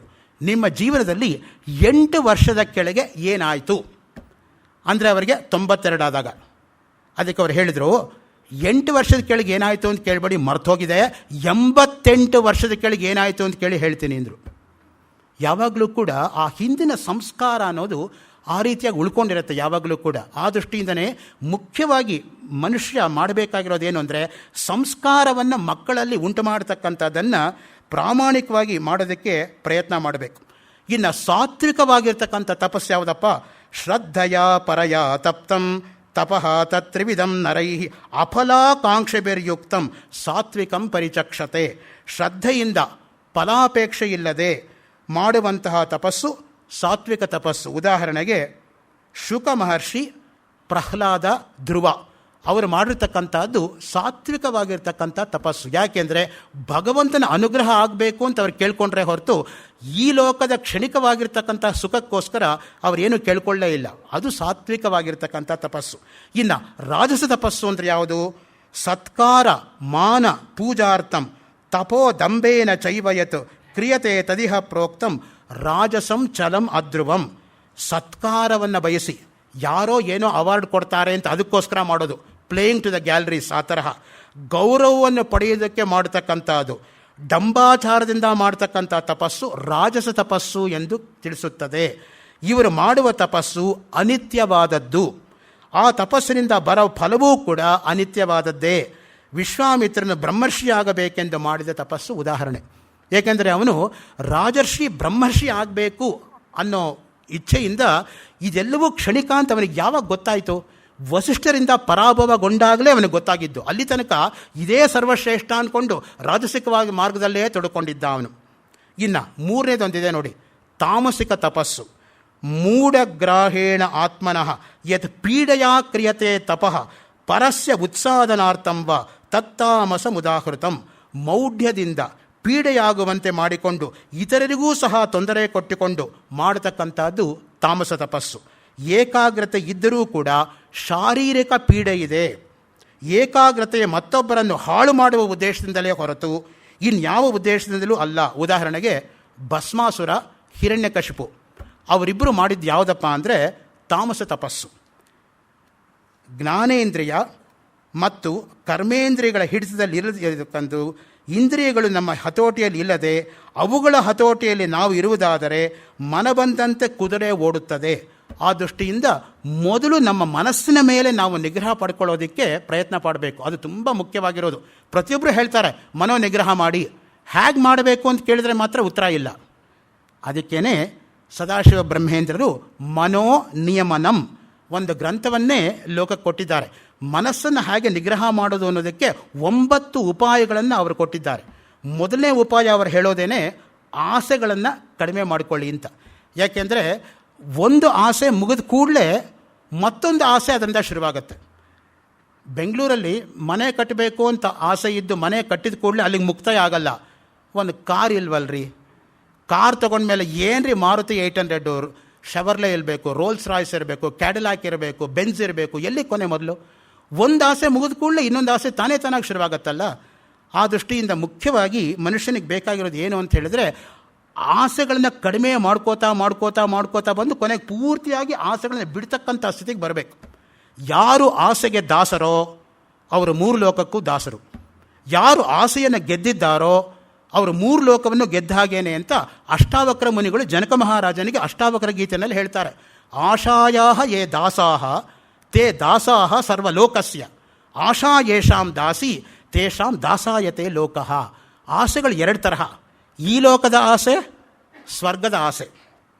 ಈಹ ಅಮೂತ್ರ ಫಲಭೋಗ ವಿರಾಗ. ಅದಕ್ಕೆ ನಮ್ಮಲ್ಲಿ ಹೇಳಿರೋದು ಸಾಧನ ಚತುಷ್ಟಯದಲ್ಲಿ ಎಷ್ಟೋ ಜನಕ್ಕೆ ಈ ಲೋಕದ ಬಗ್ಗೆ ವಿರಾಗ ಇರುತ್ತೆ, ಆದರೆ ಸ್ವರ್ಗದ ಬಗ್ಗೆ ವಿರಾಗ ಇರಲ್ಲ. ಸ್ವರ್ಗ ಅಂದರೆ ಶಾಶ್ವತ ಅನ್ನೋ ತಲೆಯಲ್ಲಿ ಕೂತ್ಕೊಂಡ್ಬಿಟ್ಟಿರುತ್ತೆ. ಎಲ್ಲಿವರೆಗೂ ಸ್ವರ್ಗದಲ್ಲಿ ಇರ್ತೀಯಪ್ಪ, ನೀನು ಮಾಡಿರ್ತಕ್ಕಂಥ ಪುಣ್ಯ ಇರೋ ತನಕ ಸ್ವರ್ಗದಲ್ಲಿರ್ಬೋದು. ಪುಣ್ಯ ಖರ್ಚಾದ್ಮೇಲೆ ಭೂಲೋಕನೇ ಗ್ಯಾರಂಟಿ. ಕ್ಷೀಣೆ ಪುಣ್ಯೇ ಮರ್ತ್ಯಲೋಕಂ ವಿಶಂತಿ. ಭೂಮಿ ಅನ್ನೋದು ಕರ್ಮಭೂಮಿ, ಸ್ವರ್ಗ ಅನ್ನೋದು ಭೋಗಭೂಮಿ. ಭೋಗಗಳಿಗೆ ಯಾವತ್ತೂ ಕೂಡ ಕೊನೆ ಅನ್ನೋದೇ ಇಲ್ಲ. ಭೋಗಾನ ಭುಕ್ತ ವಯಮೇವ ಭುಕ್ತ, ತಪೋನ ತಪ್ತಂ ವಯಮೇವ ತಪ್ತ, ಕಾಲೋನ ಯಾತೋ ವಯಮೇವ ಜಾತ, ತೃಷ್ಣಾನ ಜೀರ್ಣ ವಯಮೇವ ಜೀರ್ಣ. ಭೋಗಗಳಿಗೆ ಕೊನೆ ಇಲ್ಲ, ಭೋಗ ಪಡ್ತಕ್ಕಂಥ ದೇಹಕ್ಕೆ ಕೊನೆ ಇದೆ. ತಪಸ್ಸಿಗೆ ಕೊನೆ ಇಲ್ಲ, ತಪಸ್ಸು ಮಾಡ್ತಕ್ಕಂಥ ದೇಹಕ್ಕೆ ಕೊನೆ ಇದೆ. ಆಸೆಗಳಿಗೆ ಕೊನೆ ಇಲ್ಲ, ಆದರೆ ಆಸೆ ಪಡ್ತಕ್ಕಂಥ ದೇಹಕ್ಕೆ ಕೊನೆ ಇದೆ. ಆ ದೃಷ್ಟಿಯಿಂದನೇ ಯಾವುದು ನಿತ್ಯ ಯಾವುದು ಅನಿತ್ಯ ಎಂಬತಕ್ಕಂತಹ ವಿವೇಕ ಮನುಷ್ಯನಿಗೆ ಬರಬೇಕಾದರೆ ಇಹಲೋಕದ ಬಗ್ಗೆ ವಿರಾಗ ಇರೋ ಹಾಗೆ ಸ್ವರ್ಗದ ಬಗ್ಗೆಯೂ ವಿರಾಗ ಇರಬೇಕು. ಏಕೆಂದರೆ ಸ್ವರ್ಗ ಅನ್ನೋದು ಕೇವಲ ಕ್ಷಣಿಕ. ಹಾಗಿಲ್ಲದೆ ಹೋಗಿದ್ರೆ ನಚಿಕೇತ ಸ್ವರ್ಗ ಸುಖವನ್ನು ಬಿಟ್ಟು ಯಾಕೆ ಬರಬೇಕಾಯಿತು ಭೂಮಿಗೆ? 1-2 ಪ್ರಲೋಭನೆಗಳನ್ನು ಯಮ ನಚಿಕೇತನಿಗೆ ಮಾಡೋದು, ಅವನ ಪೂರ್ತಿ ಪರೀಕ್ಷೆ ಮಾಡಿ ಅವನಿಗೆ ಆತ್ಮಜ್ಞಾನ ಕೊಡಬೇಕು ಅನ್ನೋ ದೃಷ್ಟಿಯಿಂದ ಹೇಳ್ತಾನೆ. ಇಮಾ ರಾಮ ಸರತಾ ಸತೂರ್ಯ ನಹಿ ದೃಶೋ ಲಂಬನೀಯ ಮನುಷ್ಯೈ ಆವಿರ್ಮತ್ಪ್ರತ್ತಾಪಿ ಪರಿಚಾರಯಸ್ವ ನಚಿಕೇತೋ ಮರಣಮ್ಮಾನುಪ್ರಾಕ್ಷೀ. ಮರಣ ಒಂದು ಕೇಳ್ಬೇಡಪ್ಪ, ಇಲ್ಲಿರೋ ಕುದುರೆಗಳು, ಒಂಟೆಗಳು, ಆನೆಗಳು, 7 ಜನ ಅಪ್ಸರೆಯರು ಎಲ್ಲರನ್ನೂ ಕರ್ಕೊಂಡೋಗು. ಅದಕ್ಕೆ ನಚಿಕೇತ ಹೇಳೋ ಉತ್ತರ ಏನು? ತವೈವ ವಾಹಸ್ತವ ನೃತ್ಯ ಗೀತೆ. ಅದೆಲ್ಲ ನೀನೇ ಇಟ್ಕೋಪ, ಅದು ಯಾವುದು ನನಗೆ ಬೇಕಾಗಿಲ್ಲ. ನಿನಗೆ ಆತ್ಮಜ್ಞಾನ ಗೊತ್ತಿದೆನೋ ನನಗೆ ಗೊತ್ತಿದೆ, ಅಂದರೆ ನನಗೆ ಗೊತ್ತಿಲ್ಲ ಅಂತೇಳಿ ನೀನು ತಪ್ಪಿಸ್ಕೊಳ್ಳೋ ಹಾಗಿಲ್ಲ. 3 ವರ ಕೊಡ್ತೀನಿ ಅಂತ ನೀನು ಪ್ರಾಮಿಸ್ ಮಾಡಿದವನು, ನಾನು ಬಂದು ಅಂಗಲಾಚಲಿಲ್ಲ ನಿನ್ನ ಹತ್ರ 3 ವರ ಕೊಡು ಅಂತ. 3ನೇದಾಗಿ ಗೊತ್ತಿದ್ದು ಜಿಜ್ಞಾಸವಾಗಿ ಯಾರಾದರೂ ಮನೆಗೆ ಬಂದು ಕೇಳಿದೆ ಕೊಡದೆ ಹೋದರೆ ಪಾಪ ಬರುತ್ತೆ, ಕೊಡು ನನಗೆ. 3 ಕಡೆಯಿಂದ ಯಮನನ್ನು ಕಟ್ಟಿ ಹಾಕಿ ಯಮಲೋಕಕ್ಕೆ ಹೋಗಿ ಯಮನಿಂದ ಆತ್ಮಜ್ಞಾನವನ್ನು ಪಡ್ಕೊಂಡು ಭೂಲೋಕಕ್ಕೆ ಅದೇ ಶರೀರ ಇಟ್ಕೊಂಡು ಬಂದಿರತಕ್ಕಂಥ ಏಕೈಕ ವ್ಯಕ್ತಿ ಅಂದರೆ ನಚಿಕೇತ. ಆ ದೃಷ್ಟಿಯಿಂದ ಹೇಳೋದು ನಾಚಿಕೇತಮುಪಾಖ್ಯಾನಂ ಮೃತ್ಯು ಪ್ರೋಕ್ತಂ ಸನಾತನಂ ಉಕ್ತ್ವಾ ಶುತ್ವಾ ಚ ಮೇಧಾವಿ ಬ್ರಹ್ಮಲೋಕೆ ಮಹೀಯತೆ. ನಚಿಕೇತೋಪಾಖ್ಯಾನವನ್ನು ಕೇಳಿದವರಿಗೆ ಹೇಳಿದವರಿಗೆ ಬ್ರಹ್ಮಲೋಕ ಪ್ರಾಪ್ತಿಯಾಗತ್ತೆ ಅನ್ನೋದು ಫಲ ಕಠೋಪನಿಷತ್ನಲ್ಲಿ. ಆ ದೃಷ್ಟಿಯಿಂದನೇ ಕಠೋಪನಿಷತ್ತಲ್ಲಿ ಬರ್ತಕ್ಕಂತಹ ನಚಿಕೇತನ ಒಂದು ಪ್ರಸಂಗವಾಗಲಿ, ಸಾವಿತ್ರಿಯ ಪ್ರಸಂಗವಾಗಲಿ ಎಂಥ ಅದ್ಭುತವಾಗಿರ್ತಕ್ಕಂಥ ದೃಷ್ಟಾಂತಗಳು ನಮ್ಮ ಒಂದು ಸಂಸ್ಕಾರವನ್ನು ಮೂಡಿಸೋದರಲ್ಲಿ ಮಕ್ಕಳಿಗೆ ಅಂತ ಹೇಳಿದರೆ, ಆ ಸಂಸ್ಕಾರವನ್ನು ಕೊಡ್ತಕ್ಕಂಥದ್ದು ಯಾವುದಪ್ಪ ಅಂತ ಹೇಳಿದ್ರೆ ಅದೇ ತಪಸ್ಸಿನ ಮೂಲ. ಇನ್ನು ಮುಂದಿನ ಅಂಗ ಯಾವುದು ಈ ಜ್ಞಾನಕ್ಕೆ ಅಂತ ಹೇಳಿದ್ರೆ ಅಹಿಂಸಾ. ನೋಡಿ, ತಪಸ್ಸು ಎಷ್ಟು ಮುಖ್ಯವೋ ಅಷ್ಟೇ ಅಹಿಂಸೆಯೂ ಕೂಡ ಮನುಷ್ಯನಿಗೆ ಮುಖ್ಯವಾಗಿರ್ತಕ್ಕಂಥ ಅಂಗ. ಹಿಂಸೆ ಮಾಡದಿರುವಿಕೆ, ತೊಂದರೆ ಕೊಡದಿರುವಿಕೆ, ಮನಸ್ಸು ವಾಕು ಶರೀರಗಳಿಂದ ನೋವನ್ನು ಉಂಟು ಮಾಡದೆ ಯಾವುದು ಇರುತ್ತದೆಯೋ ಅದೇ ಅಹಿಂಸೆ. ಅಹಿಂಸಾ ಸತ್ಯ ಅಸ್ತೇಯ ಬ್ರಹ್ಮಚರ್ಯ ಅಪರಿಗ್ರಹ ಯಮಾಹ. ಪಾತಂಜಲ ಸೂತ್ರ 2ನೇ ಅಧ್ಯಾಯ 30ನೇ ಶ್ಲೋಕ. ಅಹಿಂಸೈಕ ಸುಖಾವಹ. ಮಹಾಭಾರತದ ಉದ್ಯೋಗ ಪರ್ವ 33ನೇ ಅಧ್ಯಾಯ 52ನೇ ಶ್ಲೋಕ. ಅಹಿಂಸೆಯಿಂದಲೇ ಸುಖ. ಅಹಿಂಸಾ ತೀರ್ಥ ಮುಚ್ಚತೆ. ಆಶ್ವಮೇಧಿಕ ಪರ್ವ ಮಹಾಭಾರತ 9ನೇ ಅಧ್ಯಾಯ 2ನೇ ಶ್ಲೋಕ. ಅಹಿಂಸೆಯೇ ಪರಮ ಪವಿತ್ರವಾದದ್ದು. ಮತ್ತೆ ಅನುಶಾಸನ ಪರ್ವ 116ನೇ ಅಧ್ಯಾಯ 28ನೇ ಶ್ಲೋಕ ನೋಡಿ. ಅಹಿಂಸಾ ಪರಂ ದಾನಂ. ಅಹಿಂಸೆಯೇ ಅತ್ಯಂತ ಉತ್ಕೃಷ್ಟವಾಗಿರತಕ್ಕಂತಹ ದಾನ. ಅಹಿಂಸಾ ಪರಮಂ ಸುಖಂ. ಅನುಶಾಸನ ಪರ್ವ 116ನೇ ಅಧ್ಯಾಯ 29ನೇ ಶ್ಲೋಕ ಮಹಾಭಾರತ. ರೂಪಂ ಐಶ್ವರ್ಯಂ ಆರೋಗ್ಯಂ ಅಹಿಂಸಾ ಫಲಮಶ್ನುತೆ. ನಾನು ಅಹಿಂಸಕನಾಗಿದ್ದರೆ ನನಗೇನು ಫಲ ಸಿಗತ್ತೆ ಅಂತ ಯಾರಾದರೂ ಕೇಳ್ಬೋದು. ಯಾಕೆಂದರೆ ನಾವು ಫಲ ಇಲ್ಲದೆ ಏನೂ ಮಾಡಲ್ಲ ನೋಡಿ. ಪ್ರಯೋಜನಂ ಅನುದ್ದೇಶ್ಯ ನ ಮಂದೋಪಿ ಪ್ರವರ್ತತೆ. ನಮ್ಮಲ್ಲೊಂದು ಮಾತಿದೆ, ಪ್ರಯೋಜನ ಇಲ್ಲದೆ ಹೋದರೆ ಯಾರೂ ಏನೂ ಮಾಡಲ್ಲ ಅಂತ. ಈ ಅಹಿಂಸೆ ನಾನು ವ್ರತ ಇಟ್ಕೊಳ್ಳೋದು ನನಗೇನು ಫಲ ಸಿಗತ್ತೆ ಅಂದರೆ, ಅದೇ ಮಹಾಭಾರತ ಅನುಶಾಸನ ಪರ್ವ 7ನೇ ಅಧ್ಯಾಯ 15ನೇ ಶ್ಲೋಕ ನೋಡಿ. ಅಹಿಂಸೆಯನ್ನು ಪರಿಪಾಲನೆ ಮಾಡುವವರಿಗೆ ಒಳ್ಳೆಯ ಸ್ವರೂಪ, ಐಶ್ವರ್ಯ, ಆರೋಗ್ಯ ಪ್ರಾಪ್ತಿಯಾಗುತ್ತದೆ. ಆರೋಗ್ಯಂ ಭಾಸ್ಕರಾದಿಚ್ಛೇತ್. ನಮ್ಮಲ್ಲೊಂದು ಮಾತಿದೆ, ಸೂರ್ಯನಿಂದ ನಾವು ಆರೋಗ್ಯವನ್ನು ಗಳಿಸಬೇಕು. ಅದಕ್ಕೆ ಸೂರ್ಯ ನಮಸ್ಕಾರ ಮಾಡ್ತಕ್ಕಂಥದ್ದು ಅತ್ಯಂತ ಪುಣ್ಯಕರವೂ ಹೌದು, ಆರೋಗ್ಯಕರವೂ ಹೌದು. ಬೆಳಗಿನ ಜಾವ ನಾವು ಸೂರ್ಯ ನಮಸ್ಕಾರವನ್ನು ಮಾಡಿದರೆ ಅದರಿಂದ ಆಗತಕ್ಕಂಥ ಫಲ ಅಷ್ಟಿಷ್ಟಲ್ಲ. ಯಾಕೆ ಅಂತ ಹೇಳಿದ್ರೆ, ಸೂರ್ಯ ಎನ್ನುವುದು ಏನು? ಬೆಳಕಿನ ಸ್ವರೂಪ. ಬೆಳಕು ಅಂದ್ರೇನು? ಜ್ಞಾನದ ಪ್ರತೀಕ. ಜ್ಞಾನ ಅಂದ್ರೇನು? ಆರೋಗ್ಯ. ಆ ದೃಷ್ಟಿಯಿಂದಲೇ ಆರೋಗ್ಯಂ ಭಾಸ್ಕರಾದಿಚ್ಛೇತ್. ಪ್ರತಿಯೊಬ್ಬರೂ ಕೂಡ ಶರೀರ ಮಾಧ್ಯಂಕಲು ಧರ್ಮ ಸಾಧನಂ. ನೀವು ಧರ್ಮ ಸಾಧನ ಮಾಡಬೇಕಾದ್ರೆ ಶರೀರ ಇರಬೇಕು. ಶರೀರ ಸುದೃಢವಾಗಿರಬೇಕಾದ್ರೆ ಆರೋಗ್ಯ ಕಾಪಾಡ್ಕೋಬೇಕು. ಆರೋಗ್ಯ ಕಾಪಾಡ್ಕೋಬೇಕಾದ್ರೆ ಸೂರ್ಯನ ಭಗವಂತನ ಧ್ಯಾನ ಮಾಡಬೇಕು. ಸೂರ್ಯನ ಆರಾಧ್ಯ ದೈವವಾಗಿರ್ತಕ್ಕಂಥ ದಿನ ಅಂದರೆ ಭಾನುವಾರ. ಭಾನುವಾರ ನನಗೆ ರಜಾ ಇದ್ದರೆ ನಿಧಾನವಾಗಿ ಹೇಳ್ತೀನಿ ಅಂತಲ್ಲ, ಭಾನುವಾರ ಮಿಕ್ಕಿದ ದಿನಕ್ಕಿಂತ ಬೇಗ ಹೇಳ್ಬಿಟ್ಟು ಸೂರ್ಯನ ಧ್ಯಾನ ಮಾಡಬೇಕು ಅಂತ ಇರೋದು ನಮ್ಮಲ್ಲಿ. ಯಾವ ಒಳ್ಳೆಯ ಕೆಲಸವನ್ನು ಕೂಡ ಭಾನುವಾರ ಇಟ್ಕೋಬಾರ್ದು. ನಾವೇನು ಮಾಡ್ತೀವಿ? ಕನ್ವೀನಿಯನ್ಸ್ ಸೇಕ್, ಎಲ್ರಿಗೂ ರಜಾ ಇರುತ್ತೆ ಅಂತ ಭಾನುವಾರ ಒಳ್ಳೆ ಕಾರ್ಯಗಳೆಲ್ಲ ಇಟ್ಕೊಂಡ್ಬಿಡ್ತೀವಿ. Sun will be very very powerful on Sunday. Therefore don't do any auspicious deeds on Sunday. Avoid Sunday. ಅದು ಮುಖ್ಯವಾಗಿರ್ತಕ್ಕಂಥದ್ದು. ಯಾವಾಗಲೂ ಕೂಡ ಸೋಮವಾರ ಶಿವನಿಗೆ ಅತ್ಯಂತ ಪ್ರೀತಿಯಾಗಿರೋದು. ಶಿವ ಮಂಗಳ ಸ್ವರೂಪ. ಮಂಗಳ ಅಂದರೆ ಪುಣ್ಯ. ಆ ದೃಷ್ಟಿಯಿಂದ ಸೋಮವಾರ ಯಾವುದೇ ಕೆಲಸ ಮಾಡಿದರೂ ಕೂಡ ಅತ್ಯಂತ ಪುಣ್ಯಕರ, ಭಾನುವಾರ ಅಲ್ಲ ಅನ್ನೋದು ತಿಳಿದವರಿಂದ ಹೇಳಿರೋದನ್ನು ನಾನು ನಿಮಗೆ ತಿಳಿಯಪಡಿಸ್ತಾ ಇದ್ದೀನಿ. ಆ ದೃಷ್ಟಿಯಿಂದ ಅಹಿಂಸೆಯನ್ನು ಪರಿಪಾಲನೆ ಮಾಡುವುದರಿಂದ ಒಳ್ಳೆಯ ಸ್ವರೂಪ ಸಿಗುತ್ತದೆ, ಐಶ್ವರ್ಯ ಪ್ರಾಪ್ತಿಯಾಗುತ್ತದೆ, ಆರೋಗ್ಯ ಸಿಗುತ್ತದೆ. ಮನುಷ್ಯ ಆರೋಗ್ಯವಾಗಿಲ್ಲದೆ ಹೋದರೆ ಇದ್ದೇನಪ್ಪ ಪ್ರಯೋಜನ? ದೇಹದ ಯಾವುದೇ ಅಂಗಾಂಗ ಊನ ಆದರೂ ಕೂಡ ಮನುಷ್ಯನಾಗಿ ವರ್ತನೆ ಮಾಡೋಕ್ಕಾಗಲ್ಲ. ಅದಕ್ಕೆ ನೋಡಿ, ಪ್ರಶ್ನೋಪನಿಷತ್ತಲ್ಲಿ ಒಂದು ಒಳ್ಳೆ ಕಥೆ ಬರುತ್ತೆ. ಒಂದು ಸಲ ದೇಹದಲ್ಲಿರೋ ಎಲ್ಲ ಅಂಗಾಂಗಗಳಿಗೂ ಕೂಡ ನಾನೇ ಶ್ರೇಷ್ಠ ಅಂತ ಪೈಪೋಟಿ ಬಂತಂತೆ. ಕಾಲು ಹೇಳ್ತಂತೆ ನಾನು ನಡೆಯಲ್ಲ, ಕೈ ಹೇಳ್ತಂತೆ ಸ್ಟ್ರೈಕು ನಾನು ಚಾಚಲ್ಲ, ಬಾಯಿ ಹೇಳ್ತಂತೆ ನಾನು ತೆಗಿಯಲ್ಲ. ಯಾವಾಗ ಊಟ ಬಾಯೊಳಗೆ ಹೋಗಲಿಲ್ವೋ ಪೂರ್ತಿ ದೇಹಕ್ಕೆ ಕುಗ್ಗುತ್ತಾ ಬಂತಂತೆ. ಆವಾಗ ಅದಕ್ಕೆ ಅರ್ಥ ಆಯ್ತಂತೆ, ಒಂದು ಅಂಗ ಇನ್ನೊಂದು ಅಂಗ ಜೊತೆ ಕೆಲಸ ಮಾಡಬೇಕು ಹೊರತು ಎದುರು ಹಾಕ್ಕೊಂಡು ಕೆಲಸ ಮಾಡಬಾರ್ದು ಅಂತ. ಆ ದೃಷ್ಟಿಯಿಂದನೇ ಯಾವುದೂ ಉತ್ಕೃಷ್ಟವಲ್ಲ, ಯಾವುದೂ ನಿಕೃಷ್ಟವಲ್ಲ.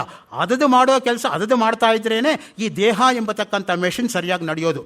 ಕೈ ಮಾಡೋ ಕೆಲಸ ಕಾಲು ಮಾಡೋಕ್ಕಾಗಲ್ಲ. ಯಾವಾಗಲೂ ಕೂಡ ನಾನು ಕೈಯಿಂದ ನಡಿತೀನಿ, ಕಾಲಿಂದ ತಿಂತೀನಿ ಅಂದ್ರೆ ಆಗಲ್ಲ.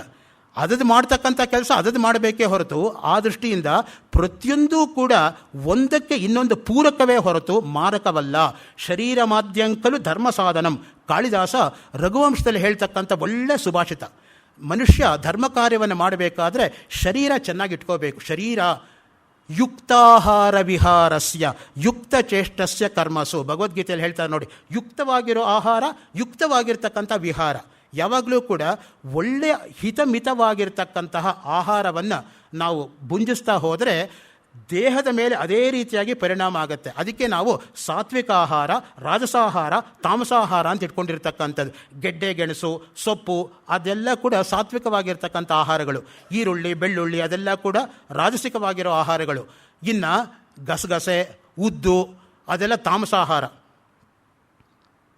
ಪರೀಕ್ಷೆ ಮುಗಿದ ದಿವಸ ಉದ್ದು ನಡೆ ತಿಂದು ಗಸಗಸೆ ಪಾಯಸ ತಿಂದ್ಕೊಂಡು ಮಲಗಬೇಕೇ ಹೊರತು, ಪರೀಕ್ಷೆ ಹಿಂದಿನ ದಿವಸ ಉದ್ದು ನಡೆ ತಿಂದ್ಕೊಂಡು ಗಸಗಸೆ ಪಾಯಸ ತಿಂದ್ಕೊಂಡು ಮಲಕೊಂಡ್ರೆ ಪರೀಕ್ಷೆ ಆದಮೇಲೆ ಅವ್ರು ಹೇಳೋದು. ಆ ದೃಷ್ಟಿಯಿಂದ ಯುಕ್ತಾಹಾರ ವಿಹಾರಸ್ಯ, ವಿಹಾರವೂ ಕೂಡ ಯುಕ್ತವಾಗಿರಬೇಕು. ಅತಿಯಾಗಿ ಓಡಾಡೋದಾಗಲಿ ಓಡಾಡ್ದೇ ಇರೋದಾಗಲಿ ಎರಡೂ ತಪ್ಪೆ. ಅತಿ ಸರ್ವತ್ರ ವರ್ಜಯೇತ್. ಅದಕ್ಕೆ ಯಾವಾಗಲೂ ಕೂಡ ಎಷ್ಟಿರಬೇಕು ಅಷ್ಟಿರಬೇಕು ಆಹಾರ ಮತ್ತು ವಿಹಾರ. ಈ ಮಲ್ಲೇಶ್ವರ ಮಾರ್ಕೆಟ್ 13ನೇ ಕ್ರಾಸ್ ಎದುರುಗಡೆ ಒಂದು ಹೊಸ ಹೋಟ್ಲ್ ಆಗಿದೆ. ಆ ಹೋಟ್ಲ್ ಹೆಸರು ಆಹಾರ್ ವಿಹಾರ್ ಅಂತ. ನಾಸ್ತಿ ಅಹಿಂಸಾ ಪರಂ ಸುಖಂ. ಕೂರ್ಮ ಪುರಾಣ 2ನೇ ಅಧ್ಯಾಯ 11ನೇ ಶ್ಲೋಕದಲ್ಲಿ ಬರುತ್ತೆ. ಅಹಿಂಸೆಗಿಂತಲೂ ಸುಖವಿಲ್ಲ. ನೋಡಿ, ನಿಜವಾಗಿರ್ತಕ್ಕಂಥ ಸುಖ ಏನು? ಪ್ರತಿಯೊಬ್ಬ ಮನುಷ್ಯನೂ ಕೂಡ ನನಗೆ ಸುಖ ಬೇಕು ಅಂತ ಇಚ್ಛೆ ಪಡ್ತಾನೆ ಹೊರತು ದುಃಖ ಬೇಕು ಅಂತ ಯಾರೂ ಇಚ್ಛೆ ಪಡಲ್ಲ. ಪ್ರತಿಯೊಬ್ಬರು ನನಗೆ ಪುಣ್ಯ ಬೇಕು ಅಂತ ಆಸೆ ಪಡ್ತಾರೆ ಹೊರತು ಪಾಪ ಬೇಕು ಅಂತ ಯಾರೂ ಆಸೆ ಪಡಲ್ಲ. ಆದರೆ ಪುಣ್ಯ ಬೇಕಾಗಿರ್ತಕ್ಕಂಥ ಹಿನ್ನೆಲೆ ಏನಿರಬೇಕು ಹಾಗೆ ನಾವು ಮಾಡಿದ್ದೀವ. ಪುಣ್ಯಸ್ಯ ಫಲಮಿಚ್ಛಂತಿ, ಪುಣ್ಯದ ಫಲ ಪ್ರತಿಯೊಬ್ಬರಿಗೂ ಬೇಕು. ಪುಣ್ಯಂ ನೇಚ್ಛಂತಿ ಮಾನವಾಹ, ಪುಣ್ಯ ಬೇಕಾಗಿಲ್ಲ. ಪಾಪಸ್ಯ ಫಲಂ ನೇಚ್ಛಂತಿ, ಪಾಪದ ಫಲ ಬೇಡ. ಆದರೆ ಪಾಪ ಕಾರ್ಯಗಳಲ್ಲೇ ತಮ್ಮಂತಾವು ತೊಡಗಿಸ್ಕೋತಾರೆ.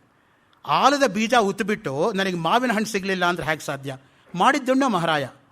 ನೆಮಿಸಿಸ್ ಅಂತ ಅದಕ್ಕೆ ಗ್ರೀಕ್ಸ್ ಹೇಳೋದು. ಪಾಶ್ಚಾತ್ಯ ಗ್ರೀಕ್ ಫಿಲಾಸಫಿ ಮತ್ತು ಪಾಶ್ಚಾತ್ಯ ಸಂಸ್ಕೃತದಲ್ಲಿ ಇರತಕ್ಕಂಥದ್ದಕ್ಕೆ ಎಷ್ಟೋ ಸಾಮ್ಯಾಂಶಗಳಿರೋದನ್ನು ರಾಮಚಂದ್ರ ದತ್ತಾತ್ರೇಯ ರಾನಡೆ ಎಂಬತಕ್ಕಂಥ ಮಹನೀಯರು 1911ನೇ ಇಸ್ವಿನಲ್ಲಿ ಉಪನಿಷತ್ ಮೇಲೆ ಬರೆದಿರ್ತಕ್ಕಂಥ ಗ್ರಂಥದಲ್ಲಿ ಪ್ರತಿಪಾದನೆ ಮಾಡ್ತಾರೆ. ಅವರು ಗ್ರೀಕು ಕೋಟ್ ಮಾಡ್ತಾರೆ, ಸಂಸ್ಕೃತನೂ ಕೋಟ್ ಮಾಡ್ತಾರೆ ವಿತ್ ಈಕ್ವಲ್ ಫೆಲಿಸಿಟಿ. ಕಾವ್ಯಂ ರಾಘವಾಚಾರ ಅಂತಿದ್ರು. ಅವರು ಗ್ರೀಕ್ ಭಾಷೆಯನ್ನು ಕಲ್ತ್ಕೊಂಡು ಆಂಟಿಗೊನೆ ಕನ್ನಡಕ್ಕೆ ಅನುವಾದ ಮಾಡಿದರು. ಅದು ನಿಷ್ಠೆ ಇರತಕ್ಕಂಥದ್ದು. ಇಂಗ್ಲೀಷ್ ಟ್ರಾನ್ಸ್ಲೇಷನಿಂದ ಅಲ್ಲ ಮಾಡೋದು. You should learn Greek and then translate that.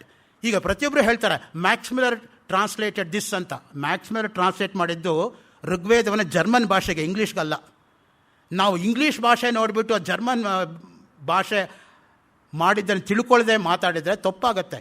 Max Muller translated Rigveda into German and not to English. Therefore you are twice taken away from reality because is a translation. Therefore you are twice away from reality. Max Muller ಬರೆಯೋವಾಗಲೇ ನಾವು ತಪ್ಪು ಮಾಡ್ತೀವಲ್ಲ.